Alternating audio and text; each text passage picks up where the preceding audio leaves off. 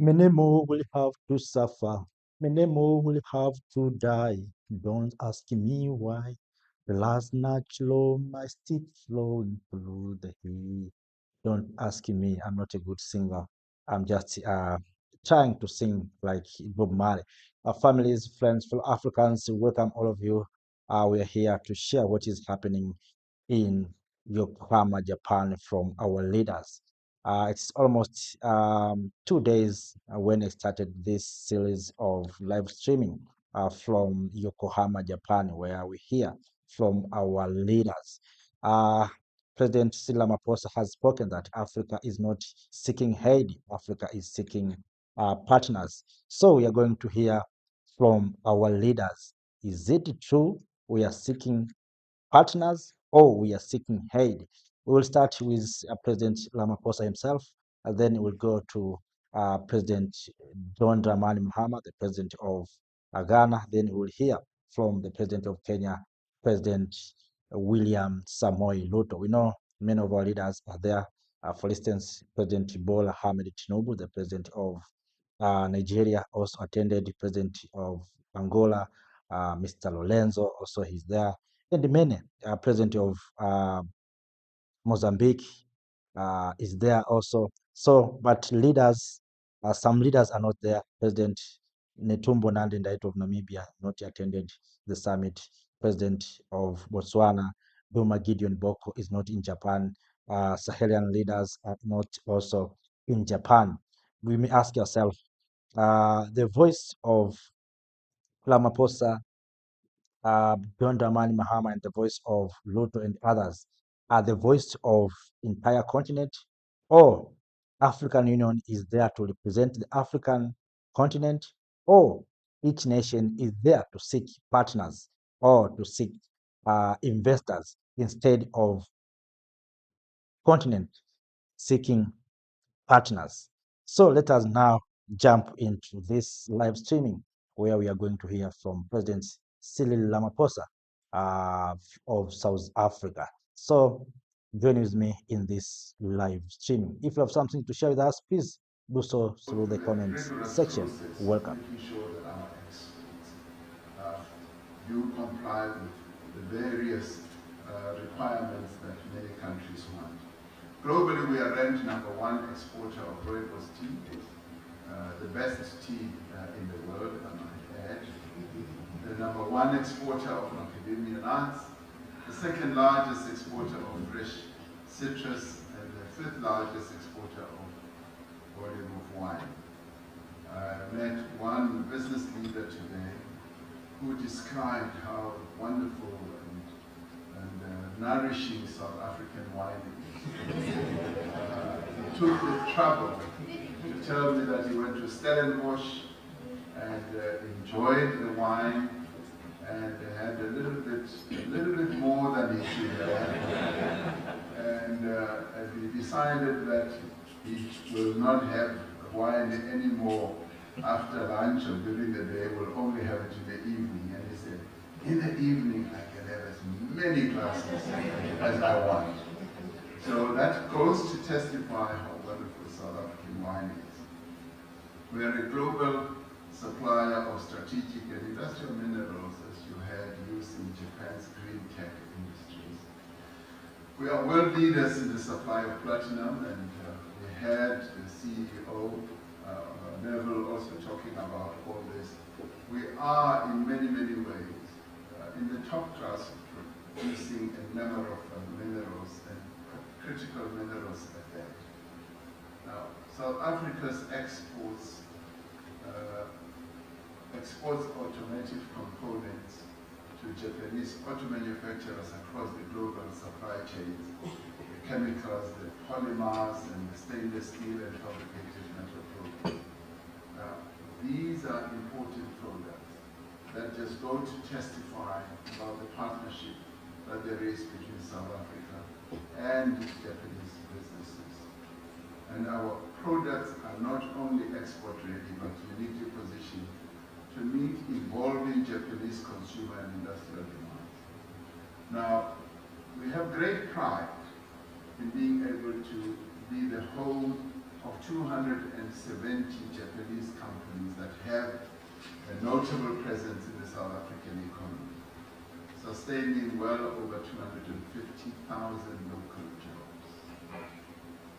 Now, our strategic position on the African continent and our developed infrastructure and active private sector makes South Africa a strong base for regional expansion. It was your Prime Minister who said that they see, Japan sees South Africa as a gateway into the African continent. And we often say that as South Africans, but it was like music to my ear when it was said by the Prime Minister. And I knew then that it is indeed so. We are on a path to revolutionize our energy sector in pursuit of low carbon, climate resilient development as a country. We're actively seeking investment in the energy sector with a particular focus on renewables and green hydrogen, but also in the expansion of our electricity grid. The Minister, Dr.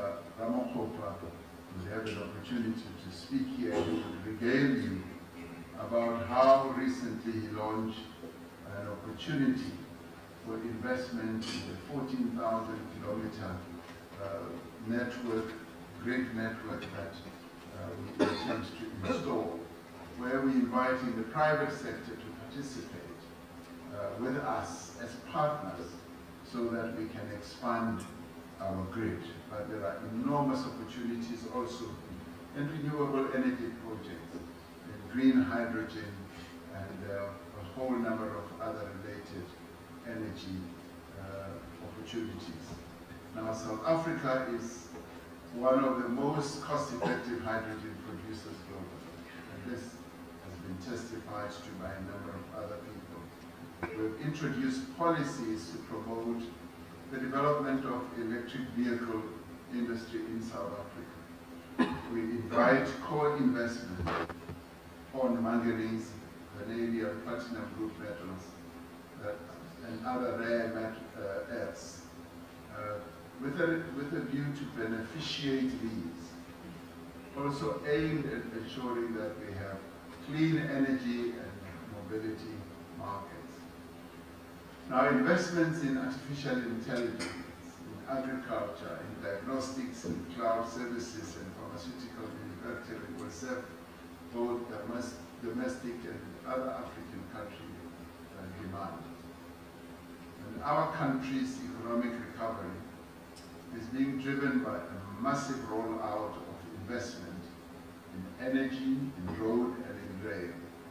We went through a period, admittedly, where there was quite a lot of less investment and neglect in our important industries, network industries as we call them.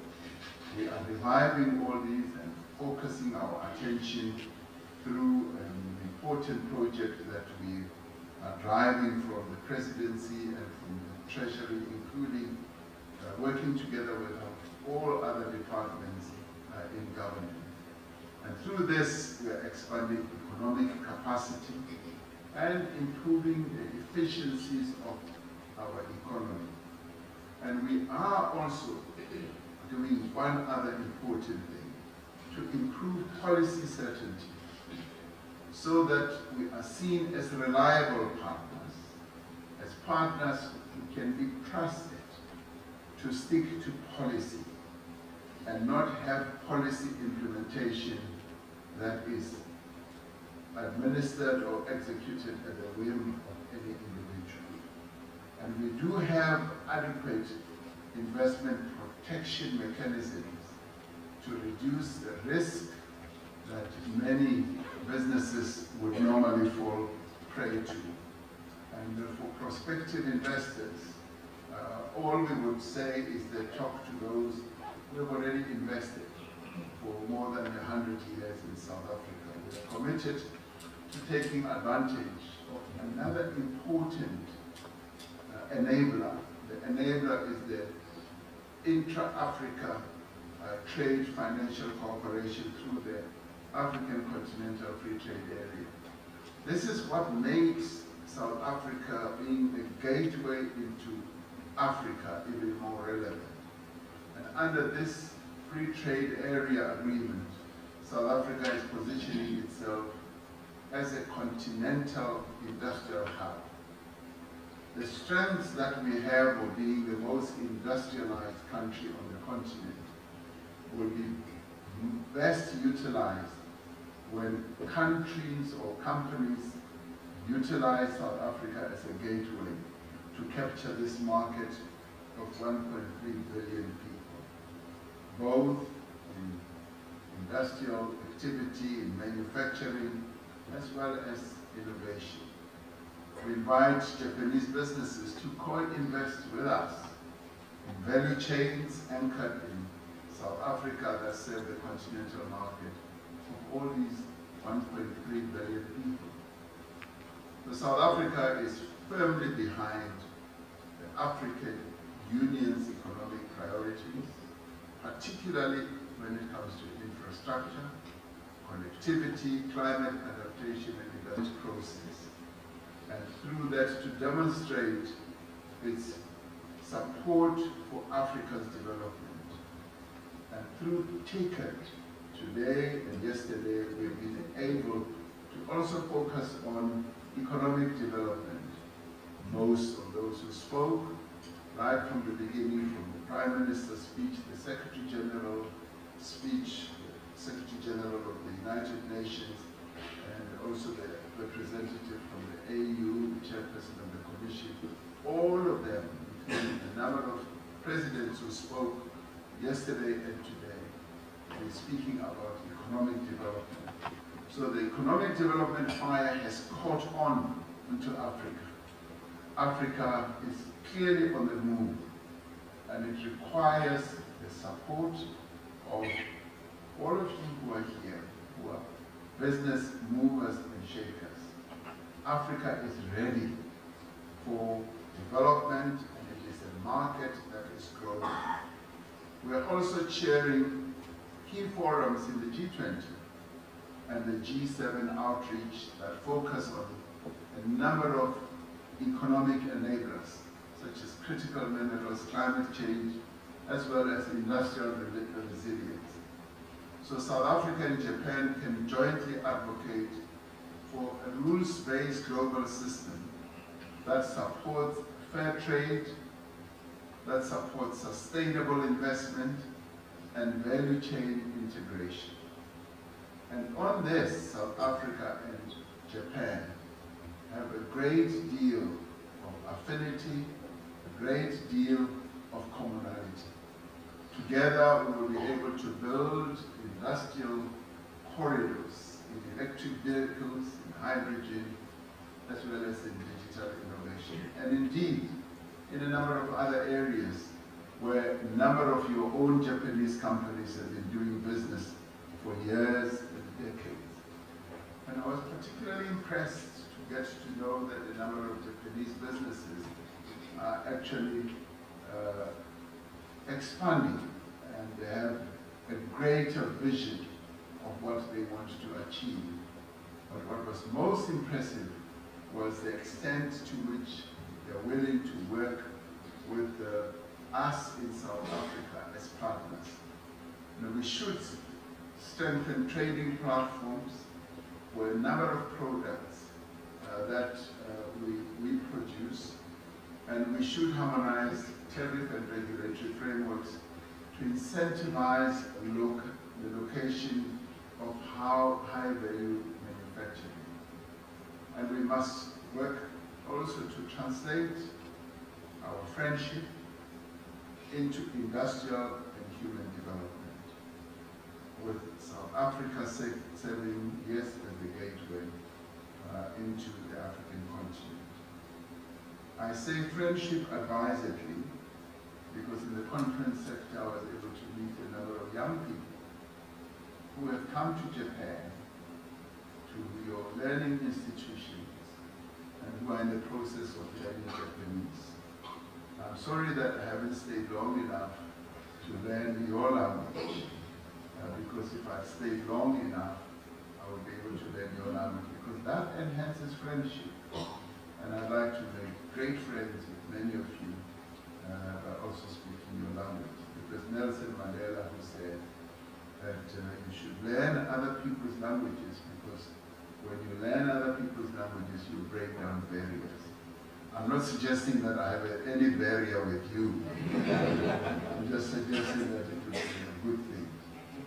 But the friendship between South Africa and Japan, in my view, is an enduring one. So South Africa is ready to partner with Japan in achieving a number of feats, if I may call them that. Durable, innovation-driven achievements to develop and to advance the African economic development process. And I encourage Japanese businesses to work together to seize the abundant opportunities that South Africa has to offer. And so saying also that Africa has to offer, because our continent, as I said, is clearly on the move, and being on the move means that Japanese companies must open their eyes and see what Africa has to offer. But at the same time, we as South Africans, and that's why there are so many business people from South Africa, are also here to deepen the relationship between Japanese businesses and South African businesses and to open the markets on both sides. So I wish you all wonderful deliberations going forward, and I want to have the opportunity to come back here again. Someone said South Africa has not been on a state visit to Japan in a long time, nor has Japan been to South Africa on a state visit for a long time. We are going to make that possible. When your leaders come to South Africa on a state visit, we want to see as many of you Japanese business leaders accompanying that leadership to South Africa, because we also want to host you when you come to South Africa. So with those words, I'd like to thank you all for this opportunity to meet you and to see you all, and wish you the very best in your deliberations. Thank you very much.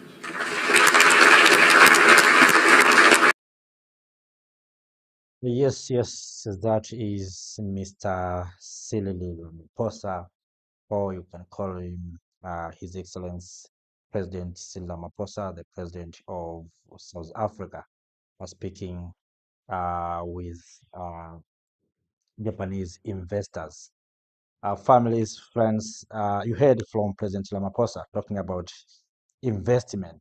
Of course, he started with the issue of wine, that South Africa is famous for producing wine.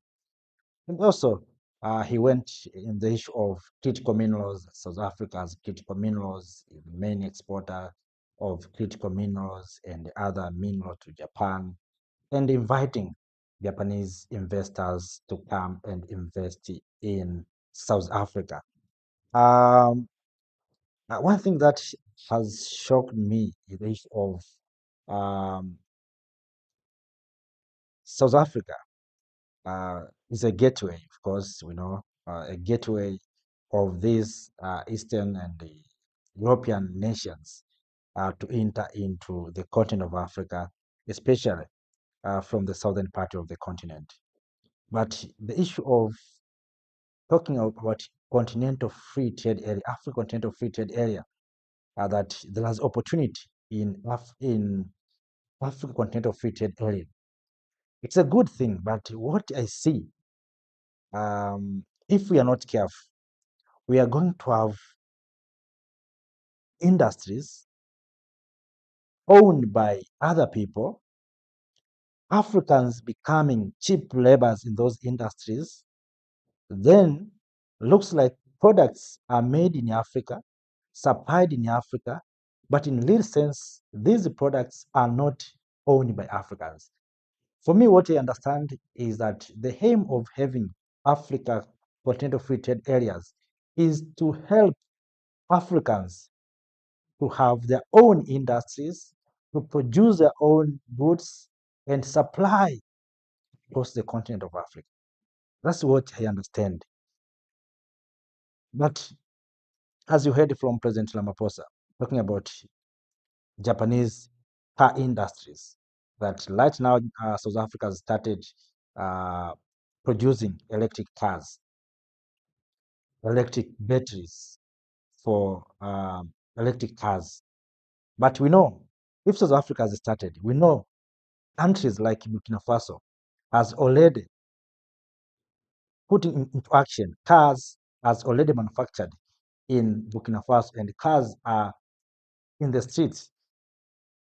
We have seen electric cars made in Burkina Faso and started working.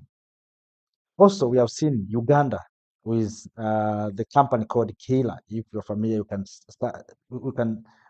search and trying to do your own research. Uganda has a company called Kila that is producing electric cars, buses. Instead of going first to Japan, why don't South Africa, that is producing electric cars, Uganda, that is also producing electric cars, Burkina Faso, that is also producing electric cars, why don't these countries come together and then create a single powerful industries or industry, or they can share technology so that they can be the main supplier of electric cars here in the continent of Africa. Instead of thinking that we need Japan, of course, Japan have technology of car manufacturing. But we have countries with companies that can produce electric cars here in the continent of Africa. So why don't we collaborate first? Don't you see that we are going to compete with Japan? We have Burkina Faso producing cars, and you're inviting Japan, come and invest. Japan are going to have also electric cars. We are going to have Uganda. Don't you see that we are going to compete with these giants? While we know that the main purpose of Africa Continental Free Trade Area is to uplifting African industries, African innovators and entrepreneurs. Tell me, we have these cars, we have these products. Can we as Africans sell our product into Japan, into China, into Europe? Are they accepting our products? What they accept from us is raw materials. They accept only raw materials from us. So I think uh, we need to put on place the good regulations and rules that will defend African innovators, African scientists, African industries. Otherwise, we are going to have this continental free trade area supplying or selling products from other nations and claiming that we are selling African products. So those are just addition points from what I heard from President Cyril Ramaphosa. If you have something also to share with us, you may do so through the comment section. Also, you may share this live streaming to other Africans. So let us now move to next speaker, who will be the president of Ghana, John Dramani Mahama. Now let us move to President John Dramani Mahama. Of the Africa Finance Corporation, and he will discuss the financial mechanisms that are required to support Africa's industrial ecosystem. I'm going to be asking the panelists a couple of questions more specifically. And the first speaker is going to be His Excellency John Mahama. And the question that I have for him, which also will be answered by two other panelists, is why investing, Your Excellency, why is investing in youth-driven industries, specifically in startups and in creative sectors, essential for Africa's economic diversification in the 21st century? Yeah, thank you, Ahuna. very happy to be a part of this panel to share a few of the insights in why we need to diversify African economies, especially with regards to youth startups. The answer is simple. It's that the demographics have changed and that the majority of the population in Africa is youthful. And so there's no way you can grow a successful economy without investing in the youth. The youth form 60%, if you take the age category of between 16 and 35, they form 60% of Africa's population. And so that's not a demographic you can ignore. But aside from that, the world is changing and it's now a knowledge economy. The youth are interested in certain sectors that are not the traditional sectors. And so in the creatives, in the renewable energy space, even if they go for traditional sectors like agriculture, they're looking at agri-tech and other, knowledge-driven aspects of those traditional sectors. And so it is important to find where their interests are and invest in those sectors so that you can attract the youth to go into those sectors. Now, if you look at Africa, in 2024, there was about an investment of 4.2 billion in startups, and a lot of that went into, the biggest majority was about 45%, which went into fintechs.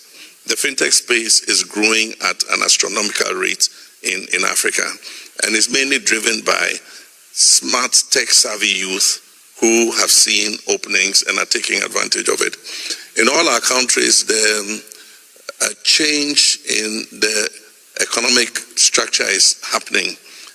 For instance, in Ghana, in 2015, the services sector overtook agriculture and industry and manufacturing to become the largest sector in our economy, and that's how it should be. And so, for instance, if you take the fintechs, I met the fintech groups, and one of the interesting ones I found was an agri-tech company, and it was solving a problem that we've been struggling with as government for many years, how to extend credit and support to farmers in order that they can increase productivity. And so we had a shot in the dark approach, distributing fertilizers, distributing inputs, and so on and so forth. And you couldn't tell who exactly those inputs were going to and whether you were getting value for money for those inputs. I mean, these young people set up a fintech, they set up a platform, they gave mobile phones to farmers, they distributed to the agricultural inputs to the farmers based on their acreage and their need. And based on the fact that they had them on the platform, they could send credit to them by mobile money. And at the end of the farming season, go directly to the farmer and offtake the production. And that changed it completely. The farmers are able to get a credit score now. And so you can see who's credit worthy and who's not. And so it's changed the face of agriculture. It's changing the face of agriculture in our country. Apart from that, the creative sector and youth startups are adding jobs faster than the traditional sectors. And so if you take the creatives, renewable energy and those spaces, they add about 4 jobs before you can create 1 job in agriculture or manufacturing. And so investing in that sector means that we can absorb more of the myriad of young people who are coming out of school. If we decide to concentrate on manufacturing and industry, Africa needs to turn up about 12 to 15 million jobs a year. You cannot create that in manufacturing and industry and agriculture alone, but the rate at which the creatives and digital space add jobs is much faster than the traditional economy. So it's a place that we must invest as governments in order that we can absorb more of the youth. We know that we say the youth bulge or the huge youth population in Africa is an advantage, but if we do not create enough jobs fast enough to absorb those young people coming out, then it will become a gunpowder keg and it could consume us. Thank you, Your Excellency. You know, one of the things that you've highlighted here is the volume, the scale of the need when it comes to jobs. Thank you. Yes, I think His Excellency deserves a round of applause there. You have really highlighted the need on the job front and the fact that we're not just talking about small numbers, we're talking about big numbers. And if we're talking about big numbers, then governments alone, the public sector alone cannot absorb this. And this is where the private sector comes in. So I'm going to go to you, Mr. Mitomo. If I could address the same questions to you, how do you see that playing out within the private space? Okay, thank you very much. And this is an honor to be on the panel. And as His Excellency clearly explained, the demography and the young generation booming, I think that is the most important factor for the private sector, especially the company like Sony, who is making a business based on entertainment. And I think that the content is based on culture, based on the story, based on history. And I think that the African region has all of them. And the younger generation is more like digital native, so that they are very familiar to, express their emotions, creating a content, distribute that from social network. So that I think that is the most suited way to scale the business. And especially the Sony is just an entertainment company, so that we need to work with somebody who has a better knowledge about the building infrastructure, healthcare, micropayment, and so on. So when we made a specialized incubation fund in Africa, we call it the Sony Innovation Fund Africa. We are working with International Finance Corp, World Bank, because they already made a significant investment in, the healthcare, micropayment, infrastructure, and energy. So we can support to the, younger entrepreneur or startups by using those infrastructure, what kind of business they can create on the top of it. And that's how we can contribute. And why we are doing this? Because the content is so diverse and now international. Anybody can access the content from anywhere. So that I think that the content generated in the African region is extremely variable, interesting, special, distinguished. So that's give us a business as well. Very interesting. You're talking about values now and assets that are actually in this space. And of course the talent of young people. But you did mention something that I've often heard entrepreneurs and startups in Africa complain about, which is infrastructure. Oftentimes they're not even just talking about the capital. We think it's all about capital and financial, but a lot of startups are struggling with the absence of infrastructure to build their enterprises on. And so it's very interesting that you refer to that as something that not only government, but also private sector can make available existing infrastructure that it's using for incubation and acceleration of these startups. Thanks very much for that. Can we please give him a hand of applause? And now, Jimmy, you have heard from a head of state, and you've heard from a head of a very serious company here in Japan.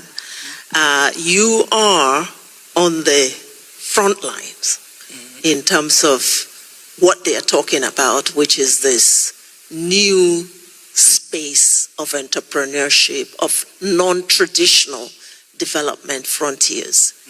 Are you receiving the kind of support that you expect? And I'm putting the same question to you. What will it take to really cause this diversification of economies to happen from your perspective? Thank you very much. I'm very honored to be here. Thank you for inviting me.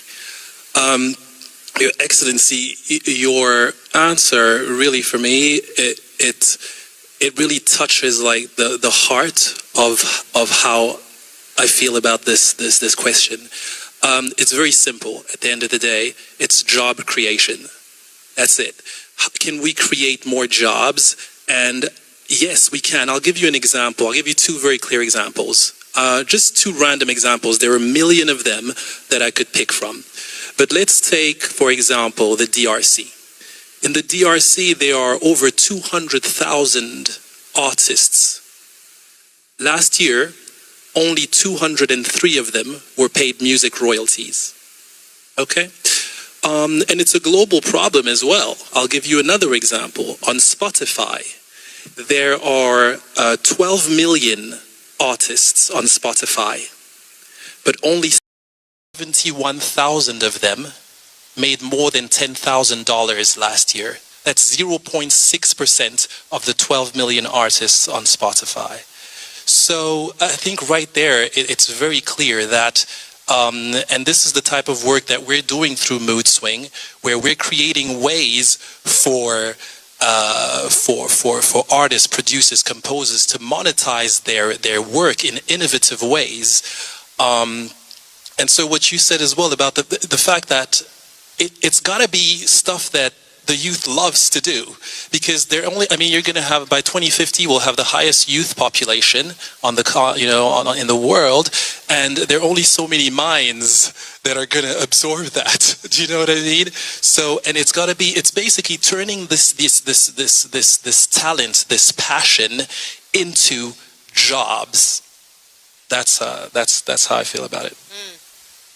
Young people in Africa, overworked and underpaid, and how we need to leverage both public and private space to make sure that there is return on the amount of talent and energy that they are putting into the work. I'm going to get to another question.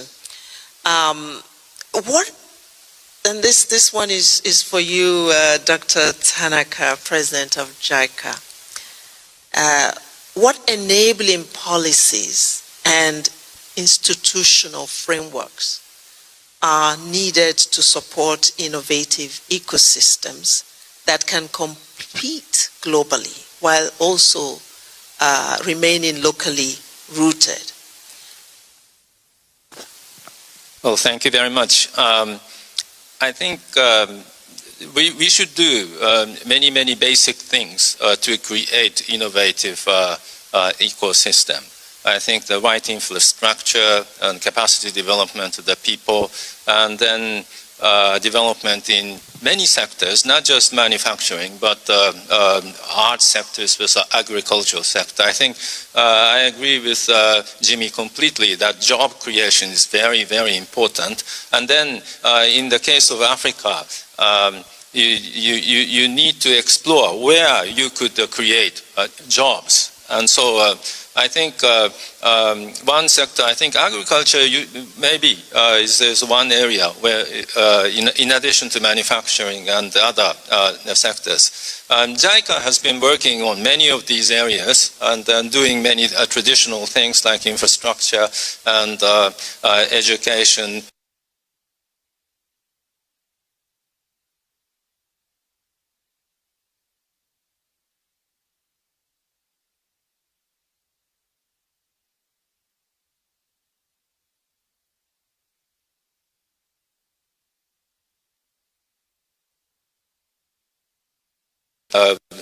One project called Project Ninja.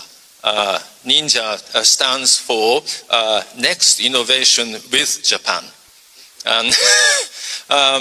And this Project Ninja is intended to create ecosystem for those energetic startups. So far we have cooperated with 757 startup companies in such countries like Nigeria, Ethiopia, Uganda. And initially we started with technical cooperations and networking, but we have decided that in order to motivate startups, I think financial support is very, very important. And so with the encouragement of the Japanese government, the JICA law, which stipulates what we can do, was revised last April, so that we could do more flexible things. Well,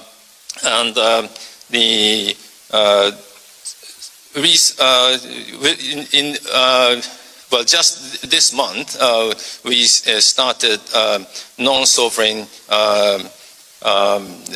blended finance operation to provide funds to what the fund called the Persistent Africa Climate Venture Builder Fund, which is supporting climate tech startups in Africa.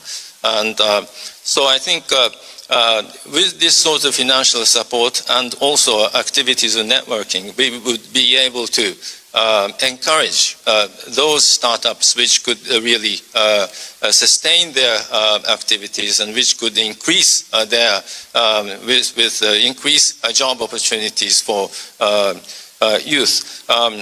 But then, of course, there are necessities of creating appropriate legal and institutional schemes. And so that area too, we need to work together with many governments of Africa. Thank you. Thank you so much. Thank you. Dr. Tanaka, I think your emphasis on regulatory frameworks, because money is important, but money needs to flow in a way that it gets to the people who need it. And sometimes it takes institutional frameworks that recognize the right regulations. So assistance, development assistance also flowing in that direction is very important. I want to come to you, Mr. Subairo. You know, we're talking a lot about finances and the financial instruments are sort of the big elephant in the room sometimes because we know capitalization is difficult for African financial institutions, but also the perception of risk for those who have the finances. Africa suffers from this image of being high risk, and cost of capital is so high because of this. Now, putting the same question to you, from where you sit, which is really trying to make the money work in the business world, how do you see this? How do you see the needs in the institutional areas to unlock the kind of finances that these startups need? Good evening or good afternoon, and thanks for that question. I'd like to start by thanking TICAD for convening this event and for these distinguished panelists that we have. I would say that the subject of today's conversation, the theme of moving from or diversifying through sustainable industrial ecosystems, couldn't be more apt. Why? Because in Africa, and particularly at the AFC, we have strong conviction that Africa's economic future is in the transformation of Africa's resources. Transformation that creates jobs, transformation that empowers Africa's youth, transformation that ensures that our promise or potential of being the future workforce of the world is real. And we are focused on how we constantly demonstrate and transform that potential to progress and prosperity for our people. So we couldn't be discussing a more relevant topic for Africa, especially because we are in Japan, a society that has seen the benefits and have replicated transformation over and over again. So it's a good platform for a partnership. So for us at the AFC, we think that it's very important that we are focused on how African economies can move away from exporting raw materials to capturing and retaining more value on the continent, building the infrastructure that allows for that transformation to happen.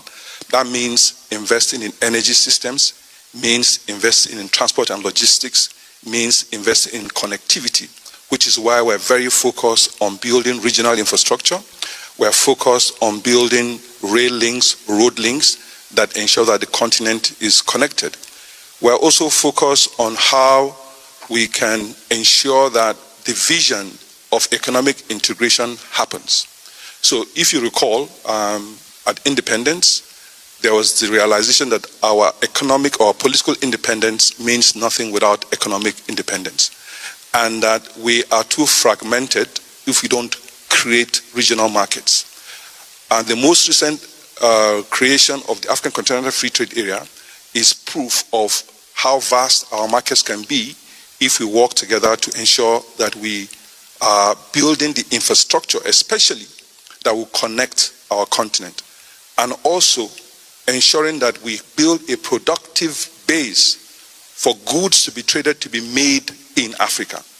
Made in Africa means jobs for our people. So for us, we're very focused on how we can ensure that we build the infrastructure that enables industrialization, and we build the infrastructure that ensures there's connectivity, and that we are in the main using African capital as well for that. Why? We know that no industrialization or no growth is sustainable if you don't have local actors. So local actors means Africans taking ownership of our development, means using African resources for that development. And we know from experience that it is only when we start to invest our capital and demonstrate what is possible that we can have partners come work alongside us. And we have seen partners here in Japan support that. We have several partners here that we work with for scaling infrastructure and industrialization in Africa, and we think that this can be replicated. We also have seen that within Africa we have vast resources, that if we change the regulation, create the regulatory environment, we would be able to use that resource for our development. And it will also speak to the point you made, Ahunna, about our cost of capital and the risk premium that we have. So if we are constantly keeping our resources outside the continent, there is no better demonstration of how risky we are if all our resources are outside the continent. If we also cannot use our resources to develop locally, then that development cannot be sustainable. So if we are talking to each other, talking to our financial institutions, the $75 billion that we pay in prejudice premium annually because of our high cost of fund will disappear. So for us, it is important that we take ownership of our development, build the infrastructure that enables us to connect and industrialize, build the industries that would attract jobs for our people, support technology, support creative industries, support innovation by providing digital infrastructure, providing, I would say, innovation hubs, providing, all the tools that will be required for job creation, because we can't possibly create all those jobs, in the traditional sectors. So a focus on youth, a focus on innovation will ensure that we create jobs.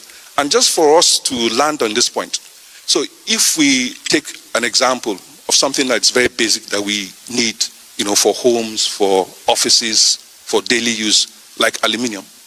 Aluminium, if you take, let's say, 100 tons of aluminium and just export to raw bauxite, maybe maybe $8 million from exporting 100,000 tons of bauxite. But 100,000 tons of aluminum is $260 million. So if you are taxing $8 million and taxing $260 million, you can see the difference. You can see how that tax from value-added products can be used to invest in health, in education, and in security. So our need for development assistance diminishes because we have the tax base that can support our economic growth and diversification. Thank you so much for that, Mr. Smaila. I think you've made some very key points there, and that sort of triggered me to come back to a question. This one, I really would like to ask it to those on the private sector side, and I'd like to hear a response from His Excellency, the President, and also Dr. Tanaka. You know, all of you have somehow referenced the fact that we're talking about breaking new ground in terms of non-traditional ways of doing business. That means that you are actually saying that we need reform because the institutions and systems in place are not tuned in to this next generation, new generation of workers, of actors, of talent, and of need out there. So can you reflect a little bit? And here I'm asking you, Jimmy, and Mr. Mutoma, what policy reforms, just give me some key policy reforms you think will be necessary, essential, to be able to unleash the superpower that we see among young people? Starting with you, Jimmy. Thank you. Yeah, that's a very good question. So a couple of years ago, I created a TV format called The Coolest OGs, which was sold internationally. It was a format about 10 people over the age of 60 who compete in a series of fun and exciting challenges with the help of their grandkids to see who is the coolest OG. And it was sold internationally, and when we sold it, they told us that there was a list. And they were basically pricing it based on where the IP came from, based on where the intellectual property came from, and Africa was at the bottom of that list. So I actually got the lowest price. And this is really what made me understand that our creativity is being undervalued just because of where we're from, which is insane. So I think things like co-creating and enabling policy frameworks on, for example, how our intellectual property can be protected, how our creative technology can really be treated not as a side project, but as a real force for economic growth is really important. Secondly, of course, investment and smart capital, not charity and just grants, but really the type of risk-taking capital that can help to help businesses scale. And I think lastly, really partnerships. So partnerships with all of you in this room today are three things that I think would really help with that. Thank you, Jimmy, for that. I'll go to Mr. Mutoma, please. Well, I can give you the two answers. One is about, as Jimmy said, how to share the upside, regardless of the side of the business. It's very important. And so that there is new technology, like a blockchain, NFT, and Web3 type of things, can share the revenue to the creators wherever they are, regardless of the size of the money. It doesn't matter, the $1 million or $10,000, and they're very transparent. I think those kind of things and allow us to use those kind of technology without the policy that certainly encourage us to communicate more. And I think that is one of the ways to solve your problem, which you just said before in your statement. Another one is more like where I come from, because Japan, as the population is getting smaller and smaller, there's more aging.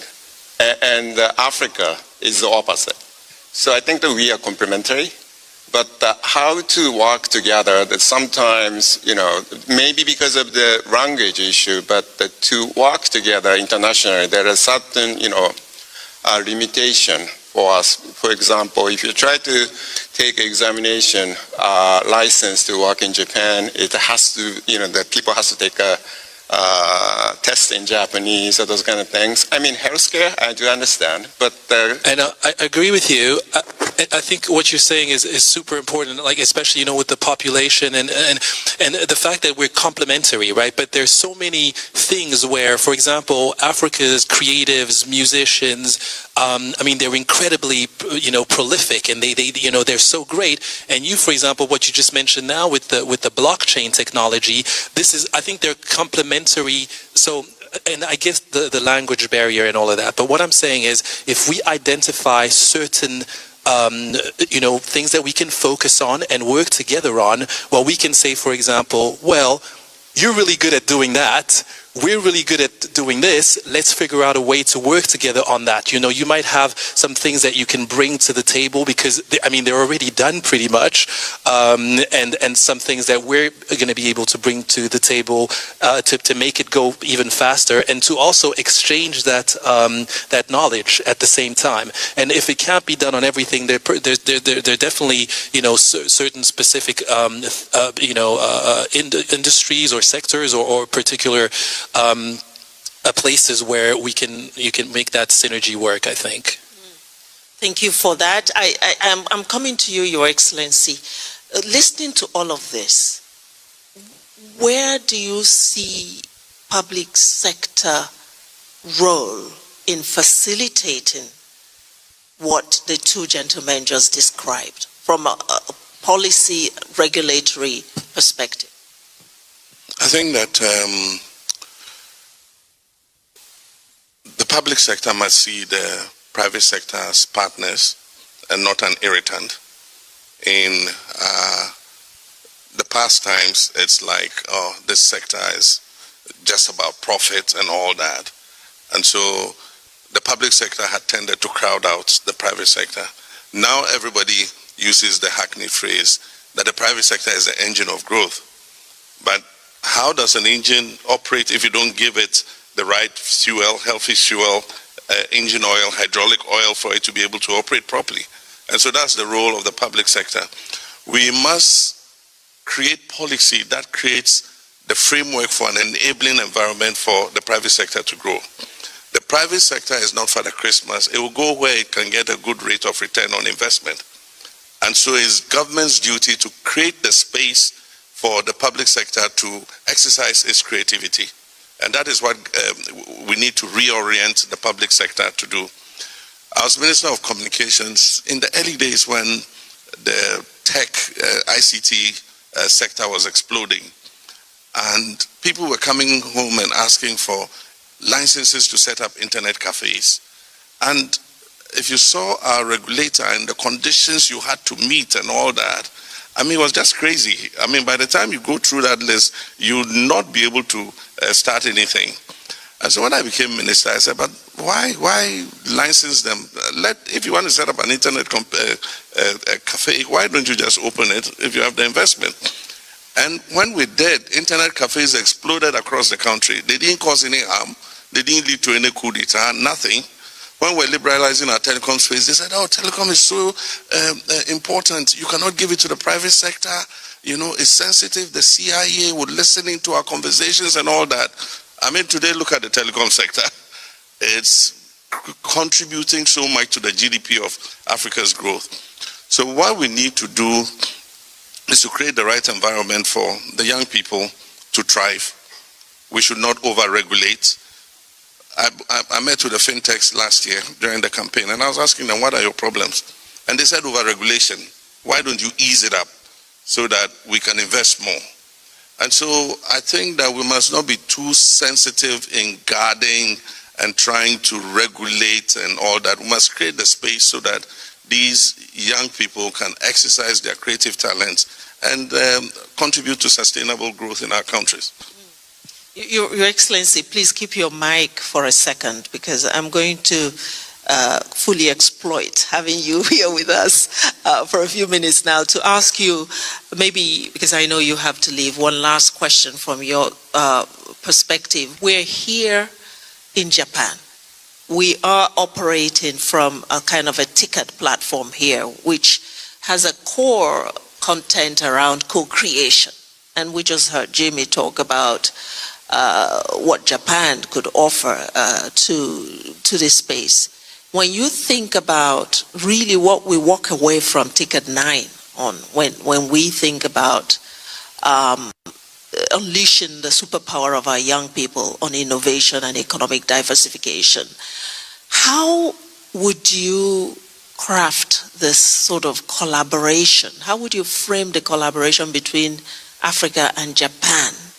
What would be important in forging the kind of collaboration that yields co-creation, that then yields transformation, and eventually what you started with, which is creating jobs at scale?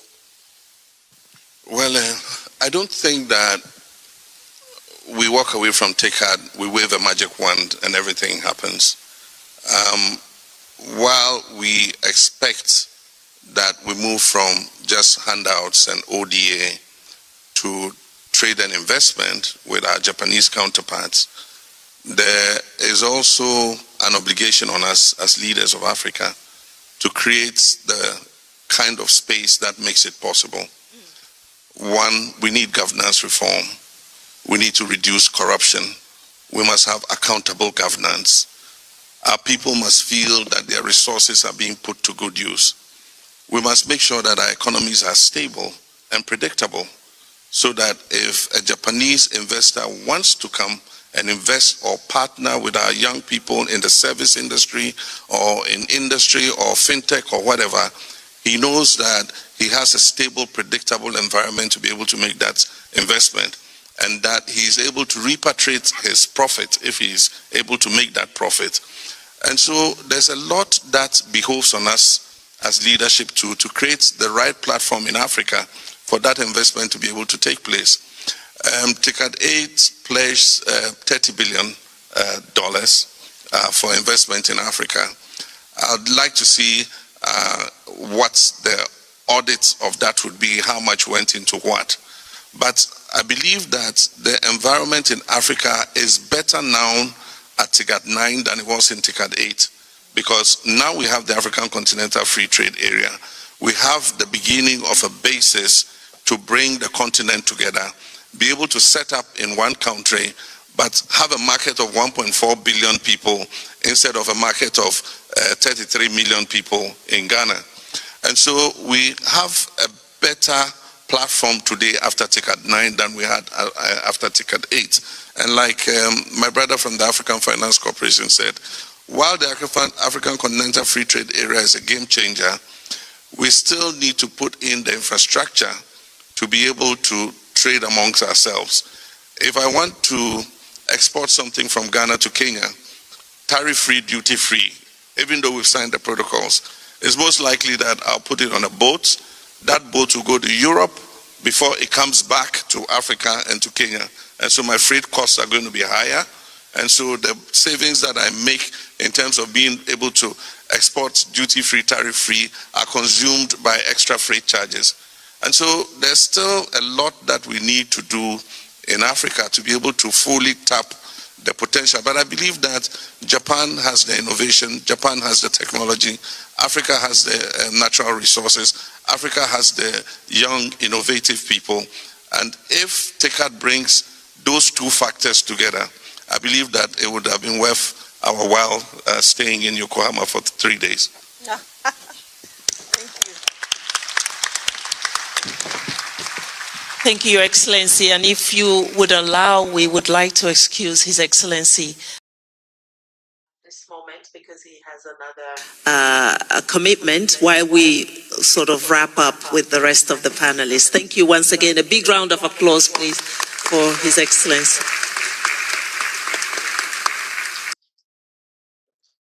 Yes, welcome back, families, friends, fellow Africans. That is a powerful conversation on private-public business dialogue under President John Dramani Mahama.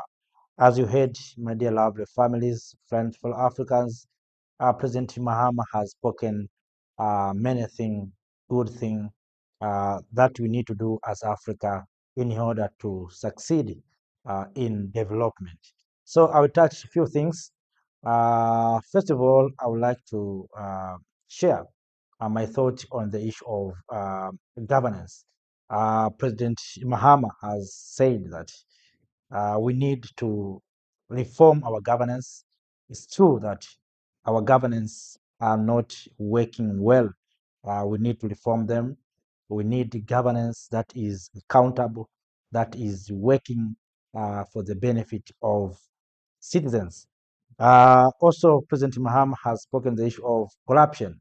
We know how corruption is a cancer that is killing Africa. Africa is affected much by corruption.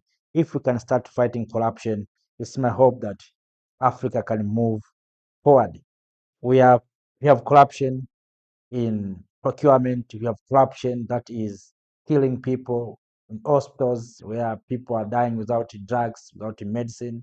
The roads are being constructed under standard. All is about corruption. People are losing justice. All it's about corruption. We see Africans fighting each other sometimes because of corruption. So if we can fight corruption, we can I think we can move in the right direction. Also, President Mahama has spoken the issue of infrastructures. And of course, have been saying this many times. Infrastructures that we have in the continent of Africa are colonial infrastructures, are exploitive infrastructures. We don't have infrastructure that are connecting Africans. If you look, many of our infrastructures are taking resources from mainland to the coastline. We have infrastructure that it looks like outlets that taking resources out of the continent. So we want infrastructures, as President Mahama said, that will connect Nairobi and Accra, that we don't need to go to Europe, to go to Dubai, or to go to Qatar for we Africans to move across the continent. But right now, infrastructure that we have for you to move from southern part of the continent, you need to go out of the continent. To those who are in the Western Africa or Northern Africa, for them to go to East Africa or to go to the southern part of the continent, they have to go to Arab countries. They have to go out of the continent in Dubai or in Qatar, then to seek flights that will connect them back to Africa. So we need a direct flight among African capitals, among African nations. So if we can improve our infrastructures, we can do business among ourselves. Right now, you see, we are looking to do business with Japan. We are looking to do business with China, but we are not looking to do business among ourselves. And it would be better if Africans, first before leaving this continent, to search other partners, we can start improving our infrastructures and having connectivities among ourselves. If we can do so, I think it will be better. We are talking about African continental free trade areas. Do we have infrastructure that is connecting Cape Town to Dakar in Senegal? You can move with your car from Cape Town to Cairo without obstacles. It's impossible. We don't have infrastructures. And what is so bad, peace. There's no peace in some areas. As I speak to now, as I said, there's no peace in Sudan. So if we have goods maybe in South Africa or in Kenya or in Tanzania, you need to go to Egypt. You cannot cross Sudan. Sudan is not at peace. So we need to bring peace. We need to have infrastructures that connecting these countries. Then you can start talking about businesses. Neighboring countries are not trading each other. We have seen recent Rwanda and Congo not at ease. Rwanda and Congo not speaking well. Eritrea and Ethiopia not working very closely. We have seen South Africa and Mozambique, sometimes South Africa building war against people from Mozambique, building war to uh, retain the people of Zimbabwe. So we have something that sometimes becoming an obstacle.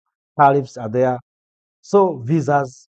So I think we have a great duty to do as Africans. So those are what President John Dramani Mahama has said in this forum.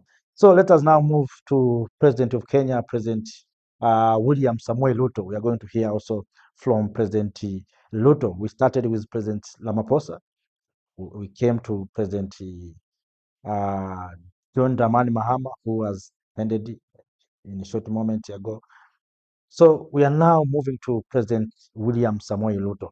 We are going to hear his vision and his thoughts about Africa when he was in Japan. Welcome.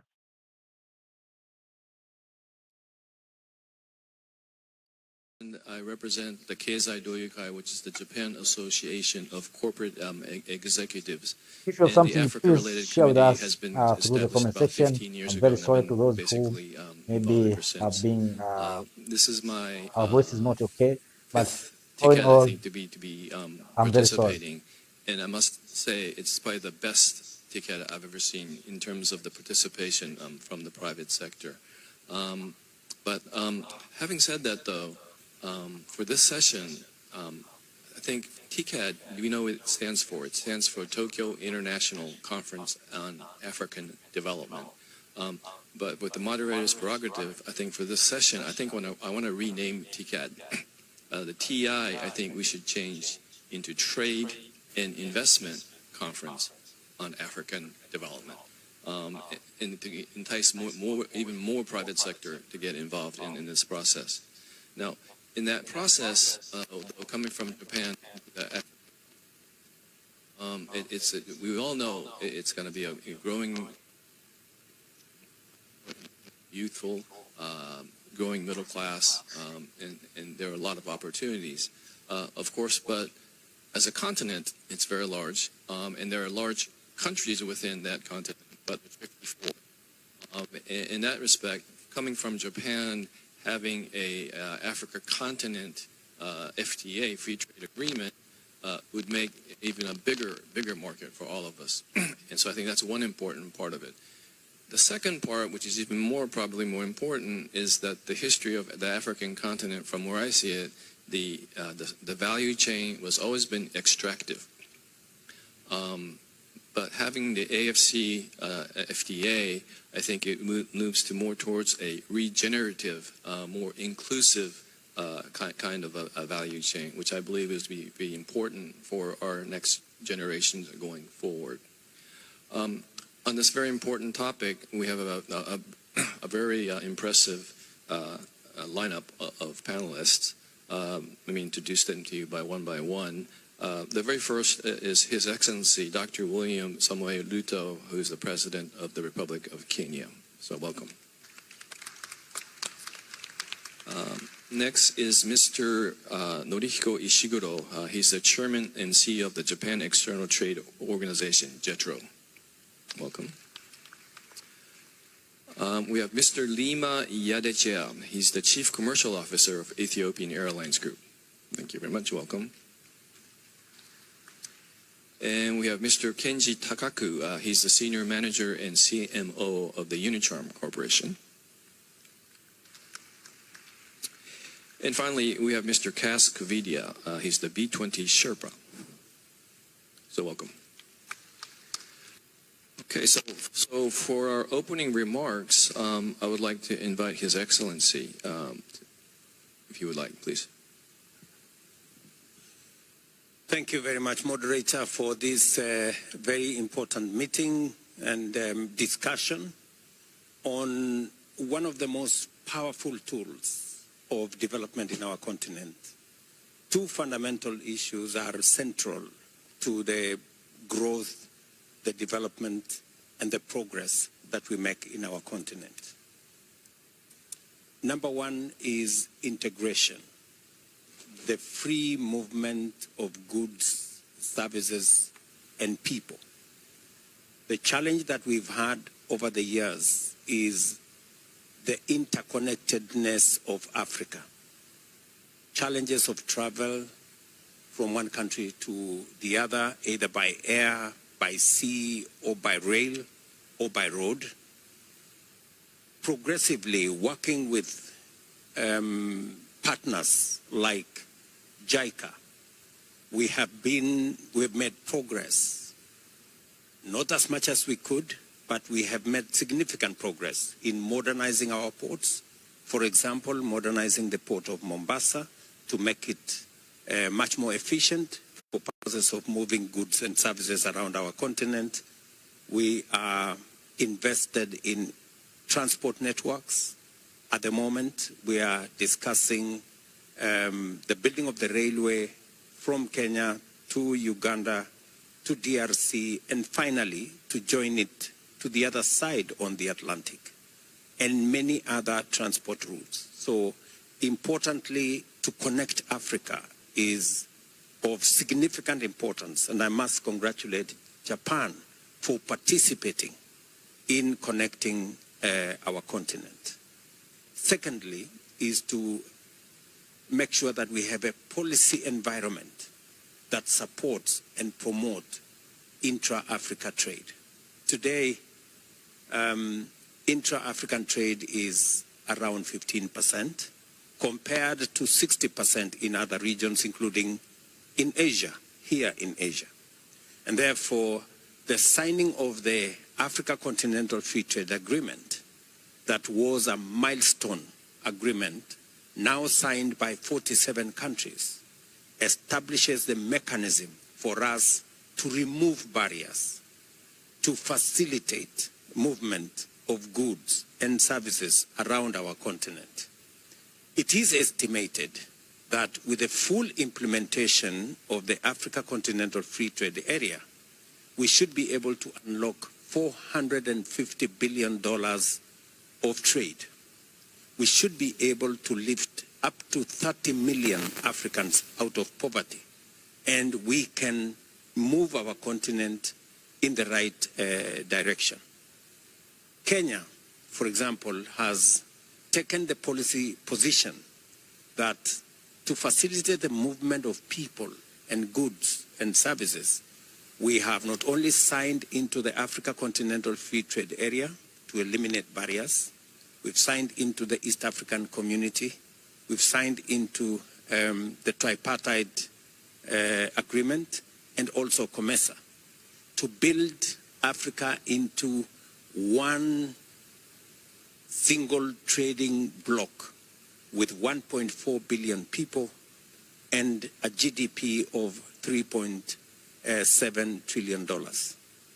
And additionally, as Kenya, we have removed visa requirement for any African coming to Kenya to make it possible for Africans, for citizens, for our continent to move freely and to eliminate unnecessary barriers that ultimately impedes trade, impedes movement of people, and reduces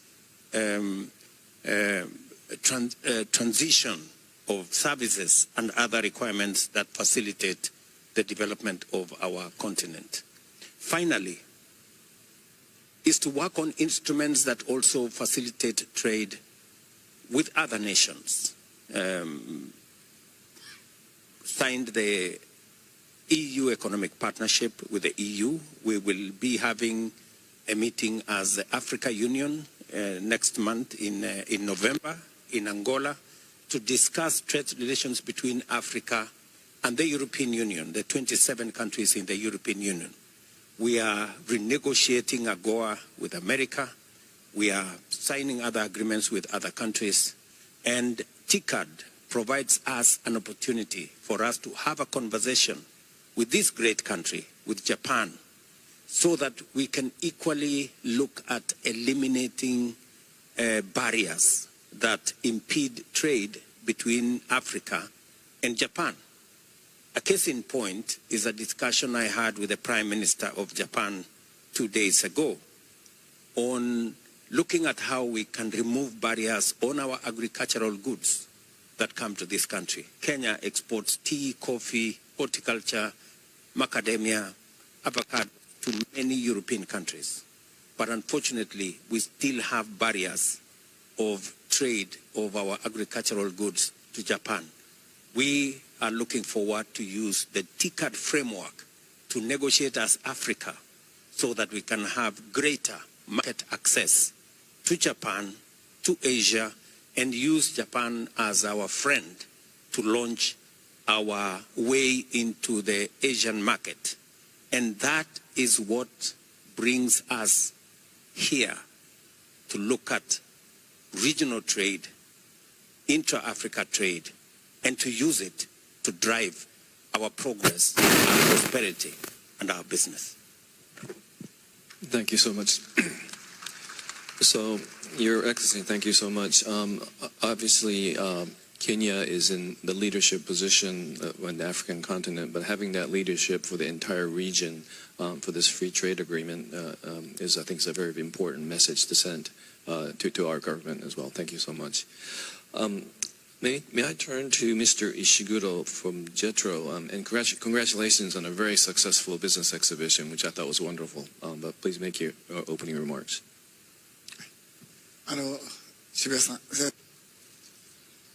Thank you very much, Mr. Shibusawa. I would like to speak in Japanese. There are 3 points I would like to mention. JETRO is promoting a trade, and to coincide with the TICAD TREC business forum is being held. And one thing which I would like to report to you is looking back on our history. 194 companies. This is a record high number of businesses that are taking part in the forum. 194 businesses. This is the number I would like to report, of which 133 are participating for the very first time. So what I want to share with you as point number 1 is the Japanese businesses' interest in the African market is rising. Second point is that scratch the surface. That is what we like, how we want to achieve access the market. If I could take some examples of businesses, what is going on in the local market, and people who can offer solutions to those challenges are successful. In the case of Ebara, for example, pump prices are very expensive, but in Kenya, there are not many rivers, and therefore you need to dig deep wells in order to get access to water. And conducting maintenance in an expedited manner, and that is kind of compensating for the high price. So on a life cycle basis, Ebara is able to offer high quality pipes. And in the case of Fuji Films, they're using AI, and X-rays are being offered in places where there is no electricity. More than 100 times of X-ray operations can be conducted.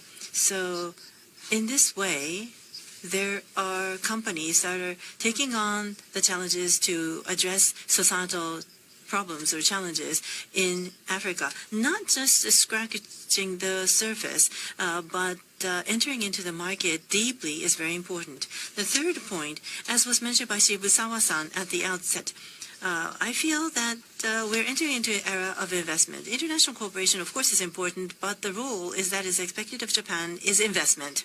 Especially, there's a big population amongst the youth in Africa, and how to provide quality employment is what is expected of Japan.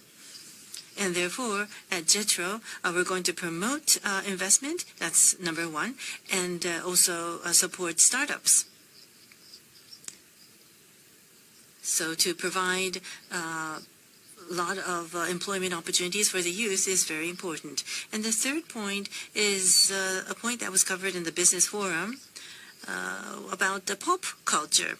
Animation, anime, manga, this culture is highly valued and appreciated in Africa, especially among the young population. And we, in Japan, anime, manga, the soft power, through soft power, we want people to have more interest in the products and services that Japan can offer. And then with the value and the sense of ethics that we have in Japan should also be communicated. And so we want to further support investment into Africa. はい、ありがとうございます。Thank you very much, Mr. Shiguro. I think the last point was very, very important, because when we think about free trade agreements, we think about the traditional goods and services, which are very, very important. But as Mr. Ishiguro pointed out, the youth and also this pop culture, soft power kind of, that kind of, non-barrier to that kind of development, I think is also very, very important.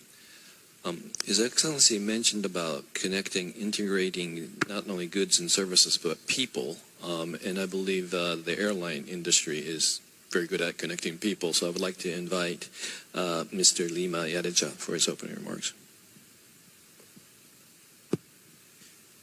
Thank you very much, moderator. Thank you, TICAD, for this opportunity.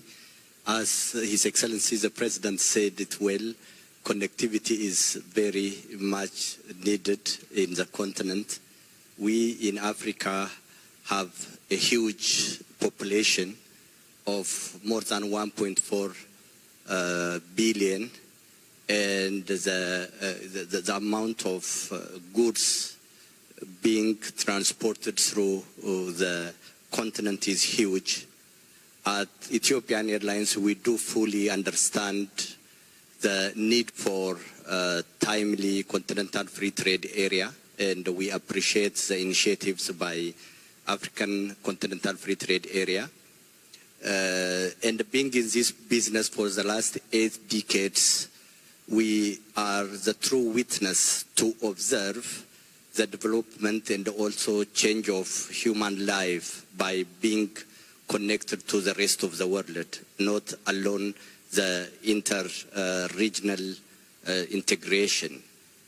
When we start flying from the east to the west, we observed a huge movement of indigenous African way of doing business between the regions that enabled Africans to discover their true indigenous identity and do business around that very unique characteristics. For us, we strongly believe that the African Continental Free Trade area will be very instrumental, provided that some of the current challenges we do have at hand got solution timely. The first one is the infrastructure issue. Interregional trade, interregional mobility can be assured by having standard infrastructure in place, like road, railway, and the like, because unless we do have to the standard infrastructure, it will be very difficult to move goods from one country to another. The other serious concern area is non-tariff barriers.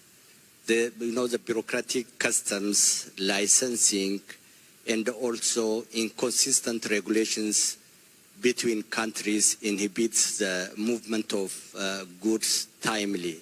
In today's world, time is very important, and the faster we can transport goods along the borders, the better the acceptance and the productivity will be. Therefore, the non-tariff barriers need to be properly looked into. The other issue that encounters is fragmented industrial policies. The industrial policy in one country will not match with the policy in other country. For example, Ethiopian industrial policies are not aligned with that of Kenya or Burundi or Rwanda, and hence whatever we produce in one country might not go without hassles to the other country. The other serious concern area is limited access to finance. In cooperation with companies like JETRO, we need to improve access to finance for young, energetic, and educated Africans. We do have very strong workforce. We do have very talented, young, educated personnel. Therefore, having access to finance will enhance. Unless we provide them access, a good access to finance, this will remain to be a challenge. The other issue will be skill and the technology gap. In universities across Africa, we can easily teach the theoretical part of the science, but having hands-on personnel need a practical exposure and also training through technological guidance. Therefore, working in these areas might enable the movement of goods across African borders. Equally, it is important when it comes to human mobility to have a free visa or African Union's free movement protocol to be in place and ratified by African countries. His Excellency the President clearly said that Kenya is doing a great job in this regard. Thank you very much. Under your leadership, we saw that we Africans can easily go to Nairobi and do business. As I said earlier, we do have a strong interest in startups in Kenya. Those kind of free movement are very vital in order to enable the spirit of African continental free trade area. It is equally important to have a standardized educational curriculum in the African continent. Today, a university graduate in Addis Ababa might not be able to got a license and enter into professional exercise in Nigeria or in Mali or in Senegal because the curriculums are different, and hence it is really important to have a standardized curriculum when it comes to training requirements along the continent. The other issue is also information lack on labor market data. If Ethiopia made available the requirement when it comes to labor, and if Kenya is able to provide that kind of human resource, or if Ethiopia is ready to export its labor to Kenya and Kenya do the same, it will enable the spirit of the African continental free trade area. At Ethiopian Airlines, we are always working hard to address the issue of logistics. We are currently flying to more than 64 cities in Africa, and wherever we go, we saw that the challenges, especially in non-tariff barriers, is really challenging us a lot, and it hinders the development of Ethiopian Airlines. Therefore, as a company, we strongly advocate the single African air transport market, SATM, and also we are highly investing and also working around the policymakers when it comes to the enablement of the African continental free trade area. Thank you. Thank you so much. Your comments reminded me of Japan's success in our development, and it was basically based on infrastructure of air, road, and rail. And if we imagine Japan had tariffs on 7 prefectures, it would have never, developed in the way it was. But I think at the very end, I thought it was very important because we could have all the agreements in place for free trade, but unless you have the human capital to deliver based on that, I think that's a very important point. Thank you so much. I would like to turn to the business sector regarding this topic, and initially I would like to ask Mr. Takaku from Unicharm for his comments. Thank you very much. I am Takaku from Unicharm. I want to start by thanking for giving me this opportunity to speak. Thank you very much, Iwasawa-san, for having me in this panel discussion.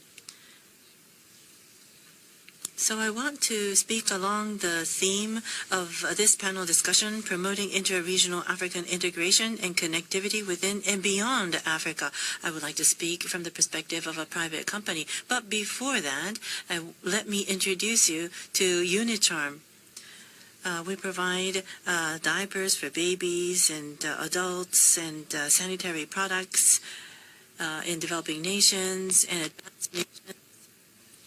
To address societal challenges, we are operating across 80 countries around the world. In Asia, we have #1 share, and globally we have number 3.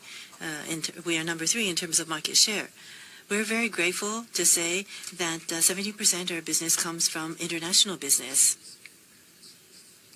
Entering into the African market started from 2012 when a local subsidiary was established in Egypt. It is a very big entity with production facility. Language, culture, those are the reasons why the Egyptian entity is overseeing Northern Africa. But as you know, Sub-Saharan Africa, with a population of more than 1 billion, it is a very attractive market. However, there are 47 countries. There are so many countries in Sub-Saharan Africa, and therefore making effective use of limited resources is necessary. We have our own index, KPI, stability and growth of the economy, population and safety, business infrastructure, life infrastructure. Those are the indices that are used and are scored, and we're focusing on 5 countries in rolling out our business. Kenya, Cote d'Ivoire, Ghana, Nigeria, South Africa. These are the 5 countries that have been selected. 2023 and beyond, as you can see, this is a product that is dedicated to the African market. And moreover, this year, by the end of 2025, fiscal year 2025, in Kenya, together with Toyota Tsusho, a Japanese entity, we want to establish a local subsidiary. Especially in Kenya, it is an important pillar for our business in Africa. Kenya is a leader in Africa, and as a hub in Northern Africa, it has a geographical superiority, and there is an expectation that it will contribute to the regional growth.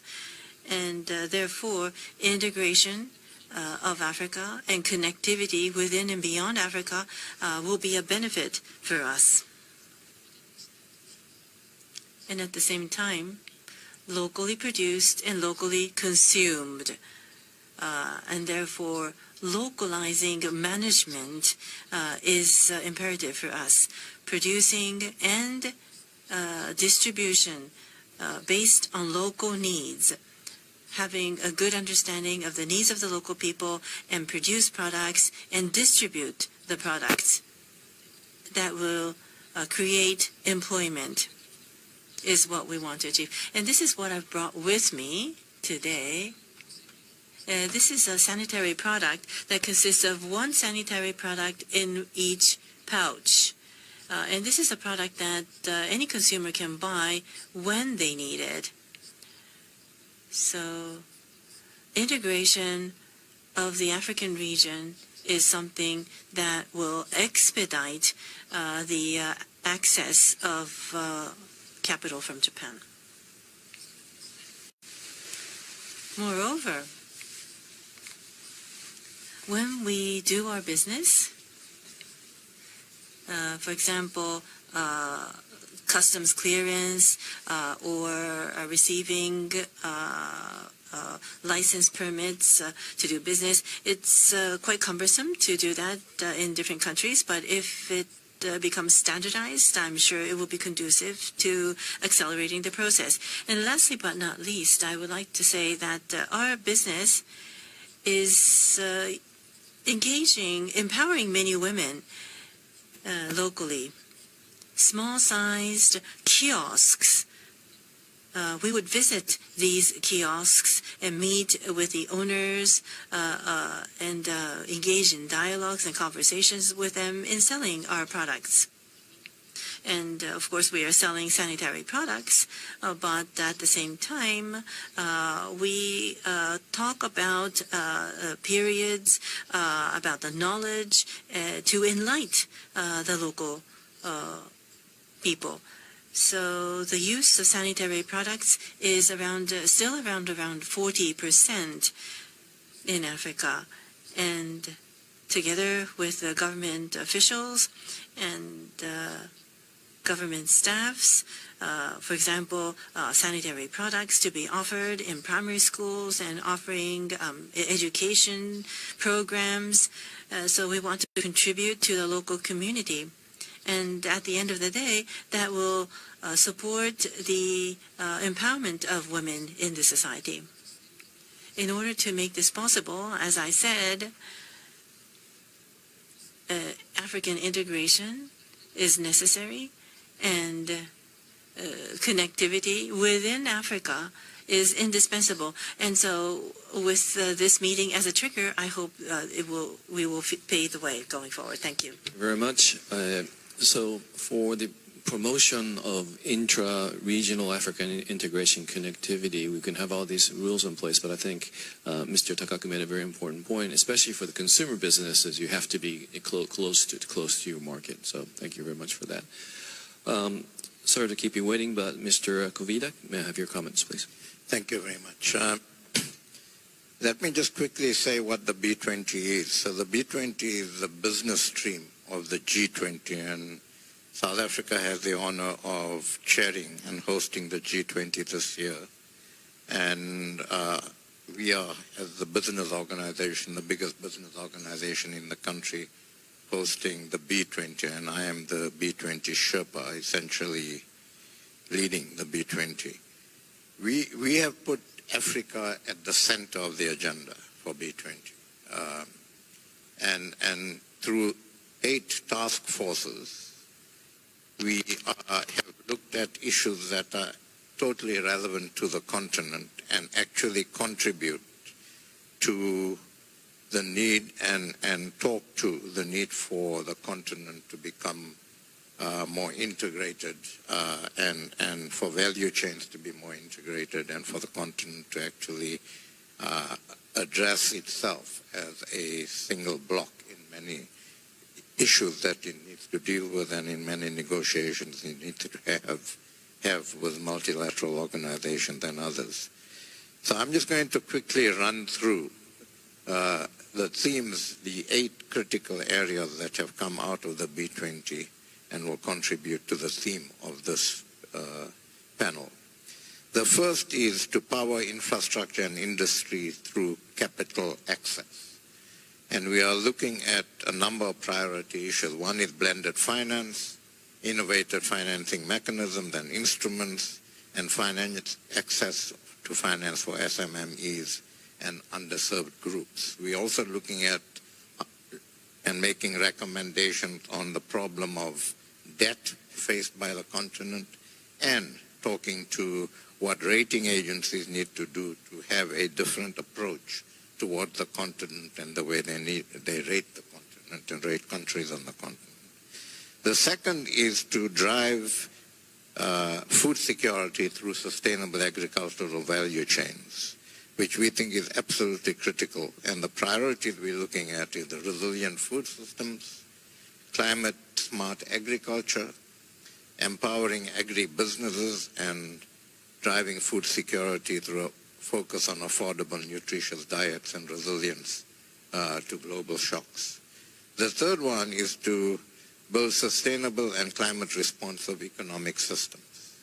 And here the priorities are to mobilize climate finance at scale, to accelerate renewable energy and technology adoption, and to ensure inclusive growth by enabling SMEs and underserved groups to benefit from green transitions. The fourth one is to empower Africa's digital and skills transformation. And here the priorities are to invest in digital infrastructure and connectivity, to equip the workforce with future-ready digital skills, and we have one of our strengths as a continent is the young population we have. We need to equip that population with future-ready digital skills so that it contributes to the continent and contributes to other parts of the world, and to leverage responsible technology and transparency. The fifth one is to unlock Africa's industrialization in the critical minerals value chain and other areas. And here the priorities are to scale sustainable mining and local refining, to address energy and logistics gaps, to strengthen governance and policy frameworks, and to generally re-industrialize Africa so that we actually create jobs and we actually value add on our minerals and concentrate on localization of products.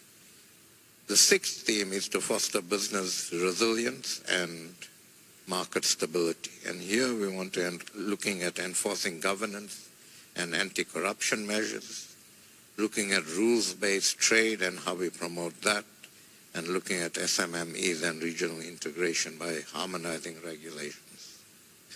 The seventh is to unblock investment and growth through well-designed public-private partnerships, which we believe are critical to growth on the continent. And here the priorities are to build transparent, trusted public-private partnership frameworks, to mobilize private capital for infrastructure, and to promote regional public-private partnerships and local capacity building. Finally, the eighth priority is to build competitive markets by empowering women, upgrading SMEs, and championing safe workforces. Priorities here are to empower women through targeted policies, leadership opportunities, and entrepreneurship support, to drive inclusive growth, strengthen SMEs with finance, technology, and market access, and to champion safe, equitable work environments. And we also have a task force that's looking at trade and investment and how we actually, as a continent, look at getting trade, intracontinental trade, but also drawing investment into the continent and navigating our way as a continent through the current geopolitical situations that we face. I'll leave it at that for now. Thank you. Thank you so much. The 8 points that you made resonates with me because a lot of it is, at Keizai Doyukai, we're launching a impact fund into Africa from Japan. The investors being the Japanese corporates and hopefully some financial institutions and public-private sector, hopefully partnership there as well. So hopefully we can provide that new capital mobilization that you mentioned. Your Excellency, I would like to come back to you, if it's okay. You already mentioned this in your opening remarks, but assuming a full implementation of the African continent free trade agreement, there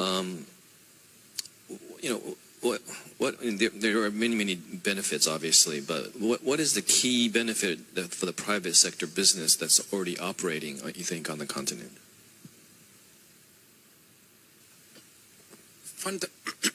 Fundamentally, there are three issues that the full implementation of the Africa Continental Free Trade Area will unlock. Number one is to unlock opportunities in trade, in business, which with backward linkages goes all the way to agriculture, and with it, job creation. So there is a value chain, a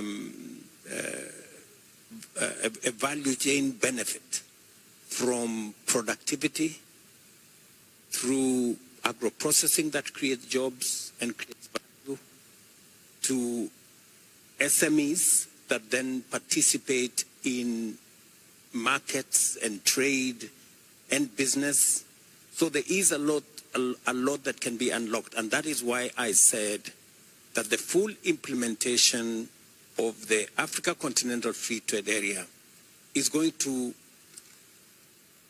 add additional income of up to $450 billion and has the potential to lift up to 30 million Africans out of poverty in the following manner.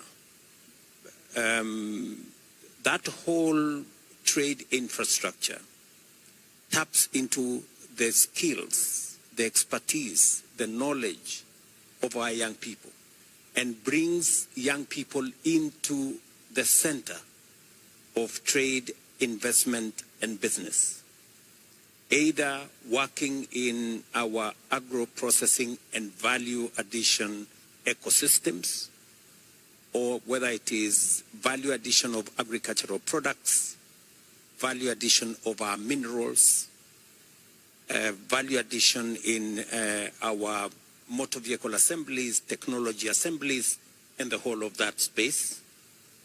And secondly, apart from job creation, and I'm talking about real jobs, that's what we are experiencing, for example, in Kenya. We're doing more in our county aggregation and industrial parks to add value to our products. We're working with the special economic zones to add value to our products, both for consumption locally and for trade with other countries. That's number one. Number two, it brings the private sector into the equation. And with it, private sector expertise, private sector capital to support the whole growth of the African continent. Private sector will come in as processors. They will come in as traders. They will come in as logistics. They will work with institutions or corporations like Ethiopian Airlines, Kenya Airways. These are corporations that will benefit in enabling logistic movement of the products we produce in our continent. And therefore, it benefits the young people of our continent, and Kenya and Africa, for that matter, being a very young continent, there is need to deliberately create opportunities for work. Number two, there is also need to deliberately support micro, small, and medium enterprises run by young people, run by women, and everybody in that ecosystem by leveraging on private sector expertise and private sector capital. And then finally, it translates into economic activity. It translates into wealth generation, wealth creation, and finally dovetails into the prosperity of our continent. And Kenya and Africa contributing meaningfully to global trade. As we talk today, Africa contributes only 3% of global trade. Yet we have 1.4 billion people. That is not commensurate with what our wealth and our contribution should be. And therefore, the full implementation of the Africa Continental Free Trade Area holds a special place in job creation, in driving our micro, small, and medium enterprise ecosystem, in creating wealth, and in eventually making Africa prosperous. And that is why we are invested in making sure it works.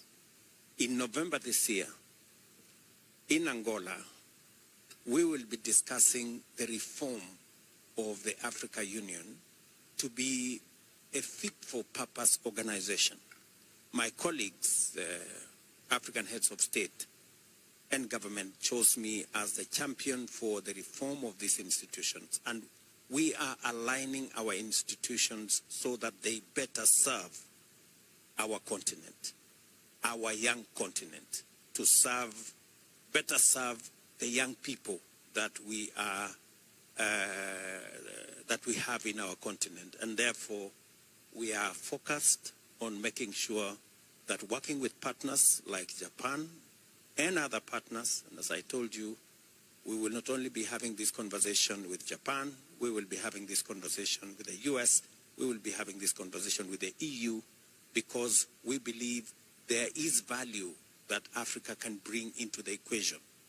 Value of the assets that we have, whether it is our agricultural land, value that we have in our natural minerals, value that we can bring of our big market, and especially realizing that 1 in every 4 people in the world will live in the African continent by 2050.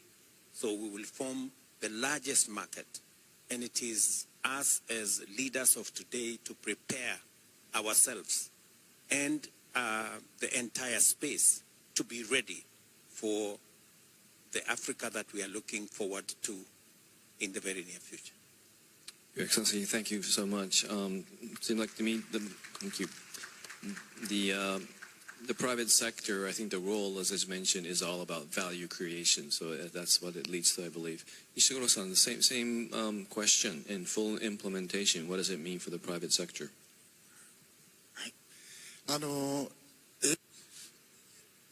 AFCFTA, there's high expectation because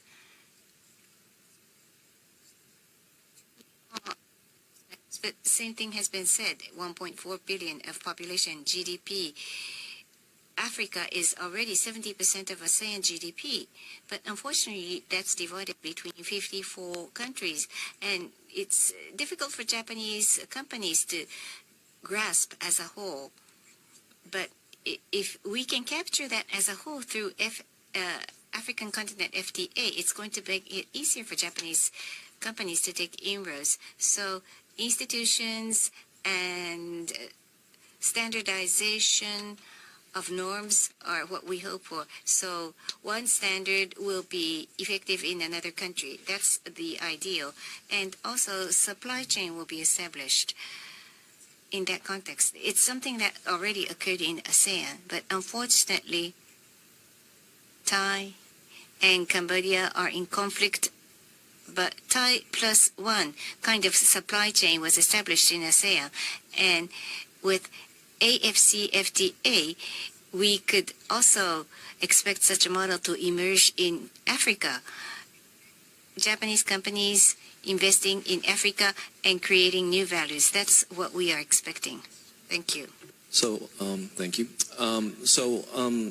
We know about the benefits, but let's talk about the challenges for this, interregional value chain in human mobility. And I'm going to ask the question to our representation from business in Unicharm and Ethiopian Airlines. So Takak-san, maybe you could start.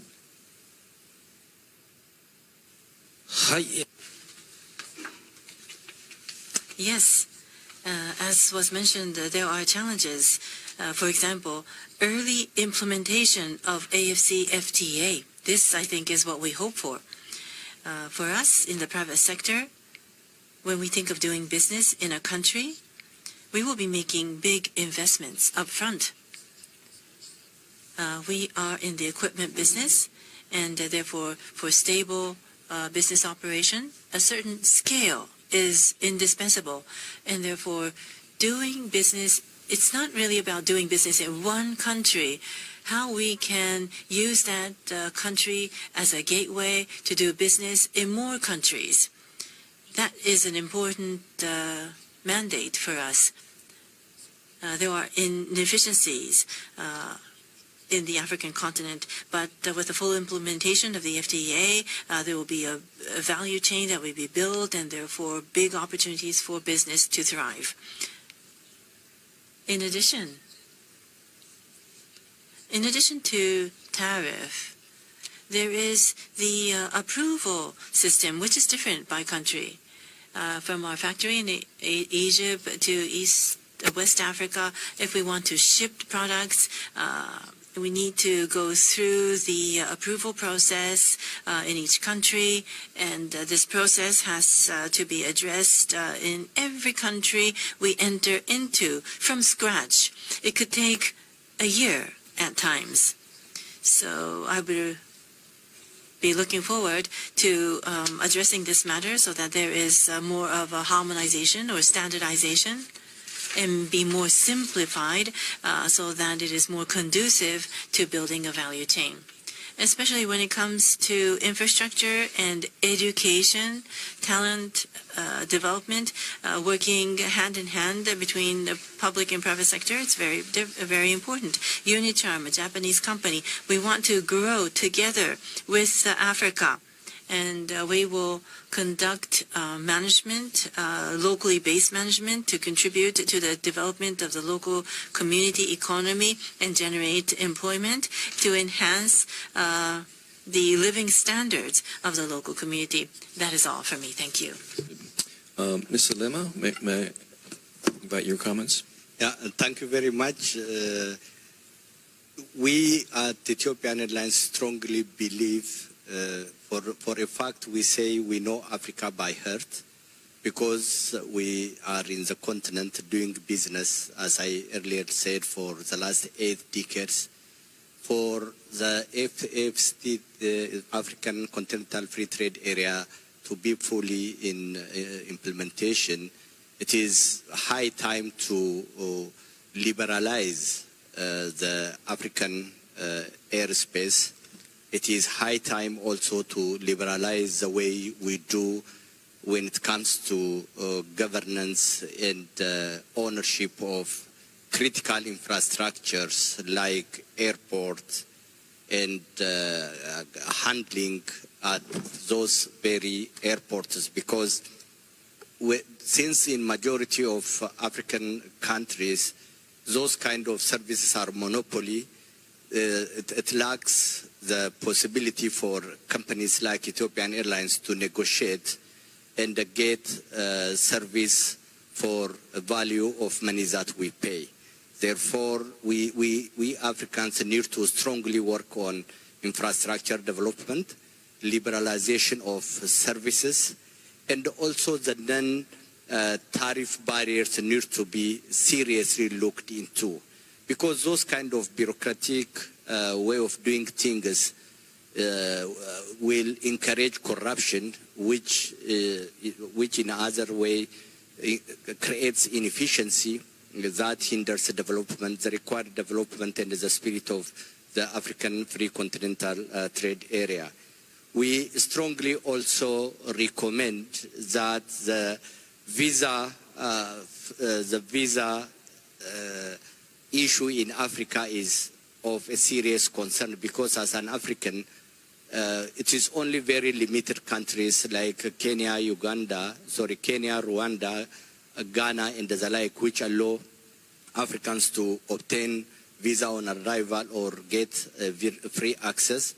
Currently, Ethiopia also introduced a free on arrival visa facility. Those kind of things are very vital and important to reduce the cost of logistics and transportation in Africa. Therefore, we really need to seriously consider a policy framework that enables Africans to trade and Africans to move between countries without any barrier. It is important also to collaborate rather than compete among African countries in order to create a conducive environment.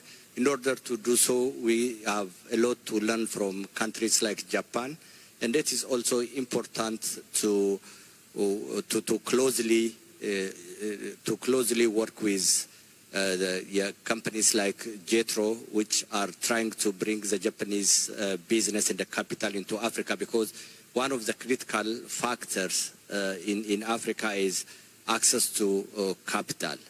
Hence, if we are able to succeed in these areas, hopefully Africa will be more connected. Thank you. Thank you very much. Thank you very much. Sorry, Shigo-san has to leave.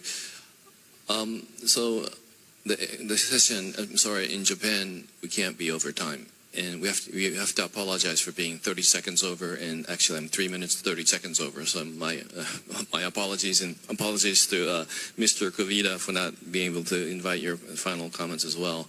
But thank you very much for this very lively discussion. Actually, the one comment that I would like to close with is we're talking about free trade agreement, but I think the comment, very important comment by Mr. Lima in his opening remarks is everybody has their indigenous identity. So it's not coercing, which is in Japanese called kyose, into one. But there's another word called kyose, same sound, different characters. It's about mutually living together, basically. And so that's what's important, I believe, for the co-creation and for the prosperity for Africa and for Japan and the world. So, allow me to say one final thing, sure, please. Moderator.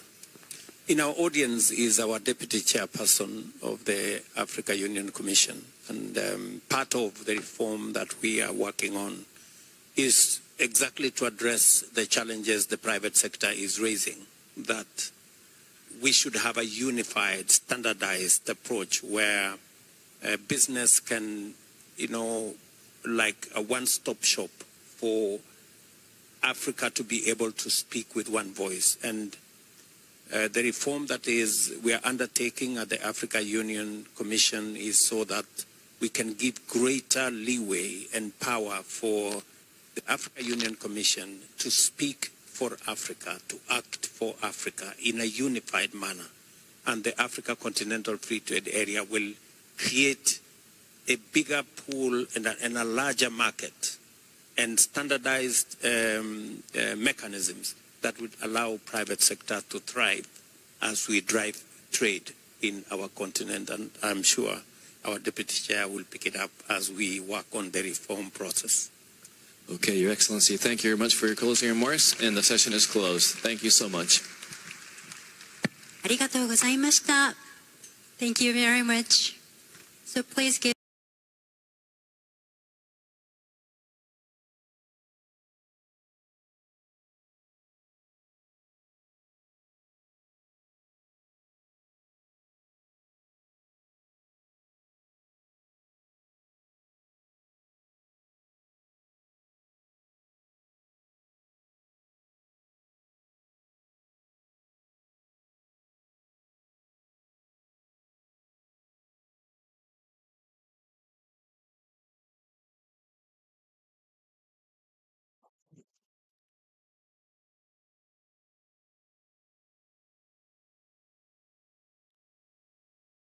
Yes, yes, yes. Let us close our session. You heard a lot from African leaders, especially President William Ruto, and these Japanese investors, and also from Ethiopia Airline. All of them have spoken about the issue of investment, how we are going to work together. And of course, I was interesting in a few things from what the president of Kenya, President William Ruto, has said concerned about transportation network, improving transportation network, modernizing our infrastructures with collaboration with Japan, and also the reform of African Union. As you know, that President Ruto is a champion of the reform in the African Union. So we hope maybe he will bring new ideas in the African Union, because the African Union that we have right now, it looks like it is not doing what many Africans were expecting to be done by the African Union. President Ruto has spoken the issue of African Union. We have a summit, or we have meeting with European Union, also with US through AGOA. But I wish to see one day, before talking about these other communities, let us speak as Africans first. That we as Africans, we have done this, we have traded in like this, and we have achieved this. Without examining yourself and relying on others, it is not healthy to what we feel and we think we have to achieve. So if we are serious, we want to achieve things, I think we need, first of all, to examine ourselves. to set plans, to set strategies. How are we going to achieve? We are talking about Africa continental free trade areas. We are talking about infrastructures. As I said this thing many times, we need infrastructures that are connecting Africa. Right now, it's almost every nation competing in airline. We have Ethiopia Airline, we have Kenya Airline, maybe we have a lot of airline. But why not Africa? Collapse these airlines and create a single airline. Let us, maybe if Nigeria have 7 aircraft, let us donate to one biggest Africa airline. Kenya can donate its plane, Ethiopia can donate, but you have good examples.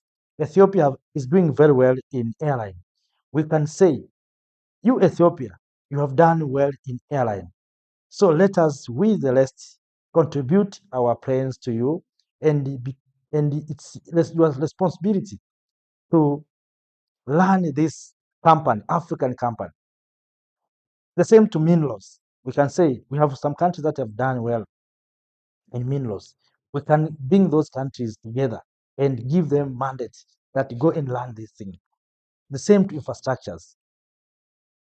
But we are crying, we are lamenting that we don't have infrastructures, but we are not working together. We are asking others as if we don't have people who have done well. Sometimes when you hear Africans and leaders talking about food security, you wonder that how is it possible? A continent with horrible land, fertile land, water throughout of the year, through rivers, we have rivers. Why we are sleeping hunger? Why we are dying hunger? So let us collaborate, let us work together.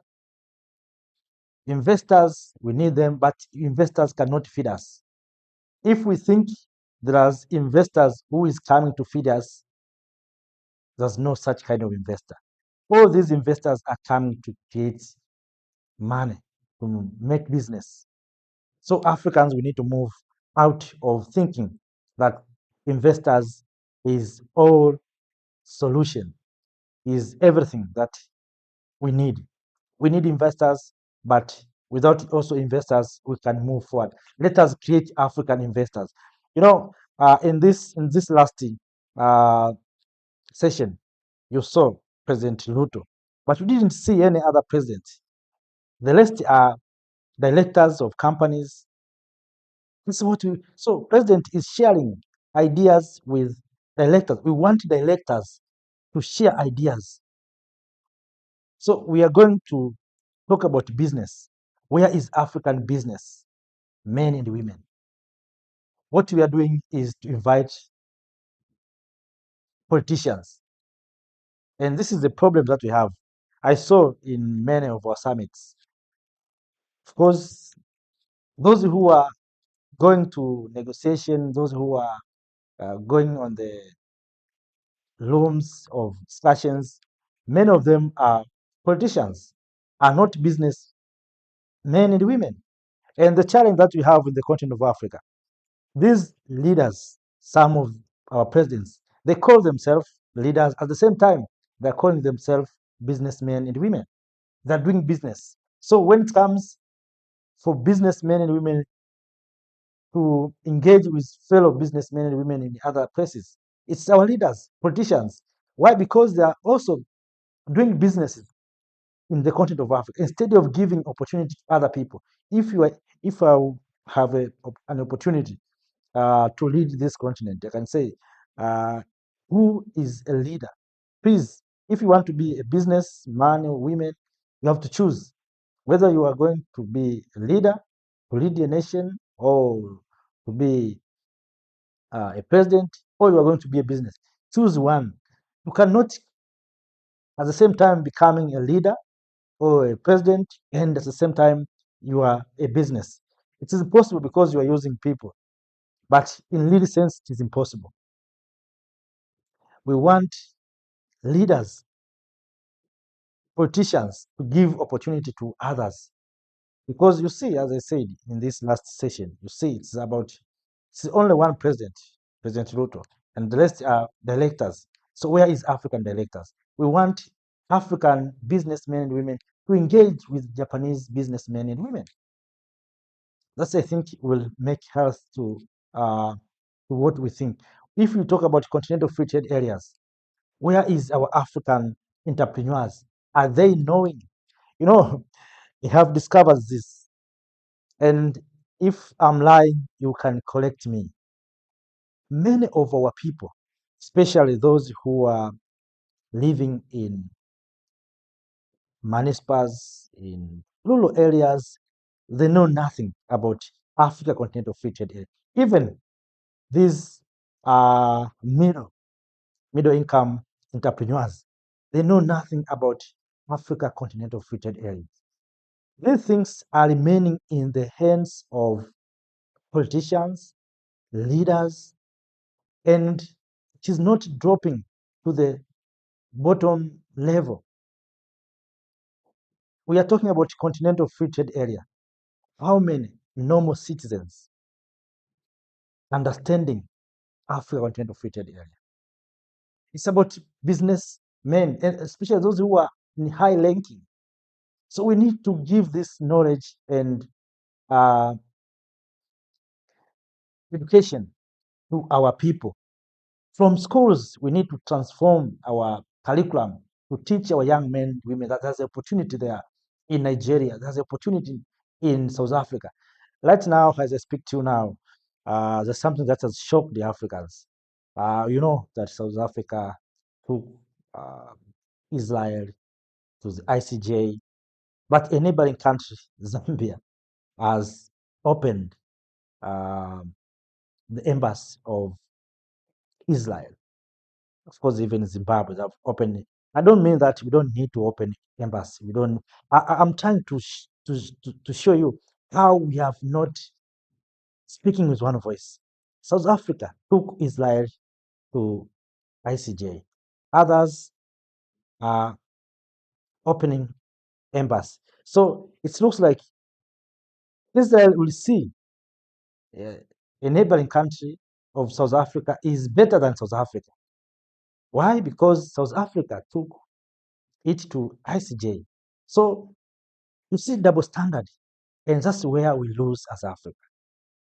We are speaking different, and that's why I have been asking that we are talking about Africa. Leaders, if you listen, all African leaders are speaking about Africa. Are they really talking about Africa, or they're speaking about their nations through Africa? They use the word Africa because they're coming from Africa. If it's true, you want to talk about Africa, why don't we unite first and then go there as a bloc, not as an individual country? We cannot talk about Africa while you represent your own country, you speak your own issues. You are not representing Burkina Faso, you are not representing Niger, you're not representing Mali, and yet you are saying Africa, Africa, Africa. I think our leaders, one thing that I beg from them, many times have been saying this: if this generation of leadership want to be in the history book of this continent, they have to do one thing: to unite this continent. By saying we have continental free trade areas, it is not enough. It is not enough. We need also a united Africa. Africa continental free trade area will become useless as long as we are not united. And we will sell Chinese products, Japanese products, American products, European products. It's about few African products that will be sold in the Africa continental free trade area. But the only way to make sure that we are going to sell our products is to come together to unite. Families, friends for Africans, thank you all. Thank you for joining me. Thank you for your comments. I saw a lot of comments from our brothers and sisters from different parts of this continent and from the diaspora. Thank you all. Thank you for being part of this movement If you are new, make sure that you subscribe to join this big family of Make Africa Great. We are always here to share our thoughts, ideas, to find best solutions for our problems.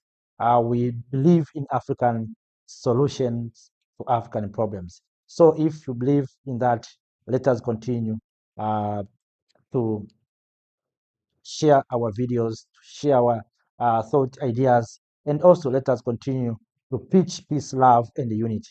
I've been always saying the only thing that right now we need to preach everyone we are. Yes, we can preach about development, economic transformation, but we need to preach peace, love, and unity.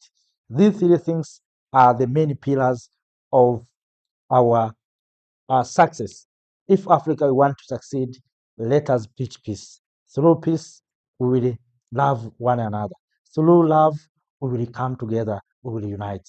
Let us, everyone where you are, preach peace. Have a peace with your neighboring, with your neighbor, with your love, with your friends. Let us having a peace. Love fellow Africans, love each other, love human being, love all of us. Then let us unite. Without peace, these things that we are dreaming about here will not come true, because we have seen that though we have building infrastructures, others are distracting and destroying those infrastructures. So we need to make sure that as Africans, we preach peace, love, and unity. So after that, families, friends, fellow Africans, thank you for being with me. Thank you for joining this big family of Make Africa Great. After that, let me say, have a nice time. See you next time. Thank you.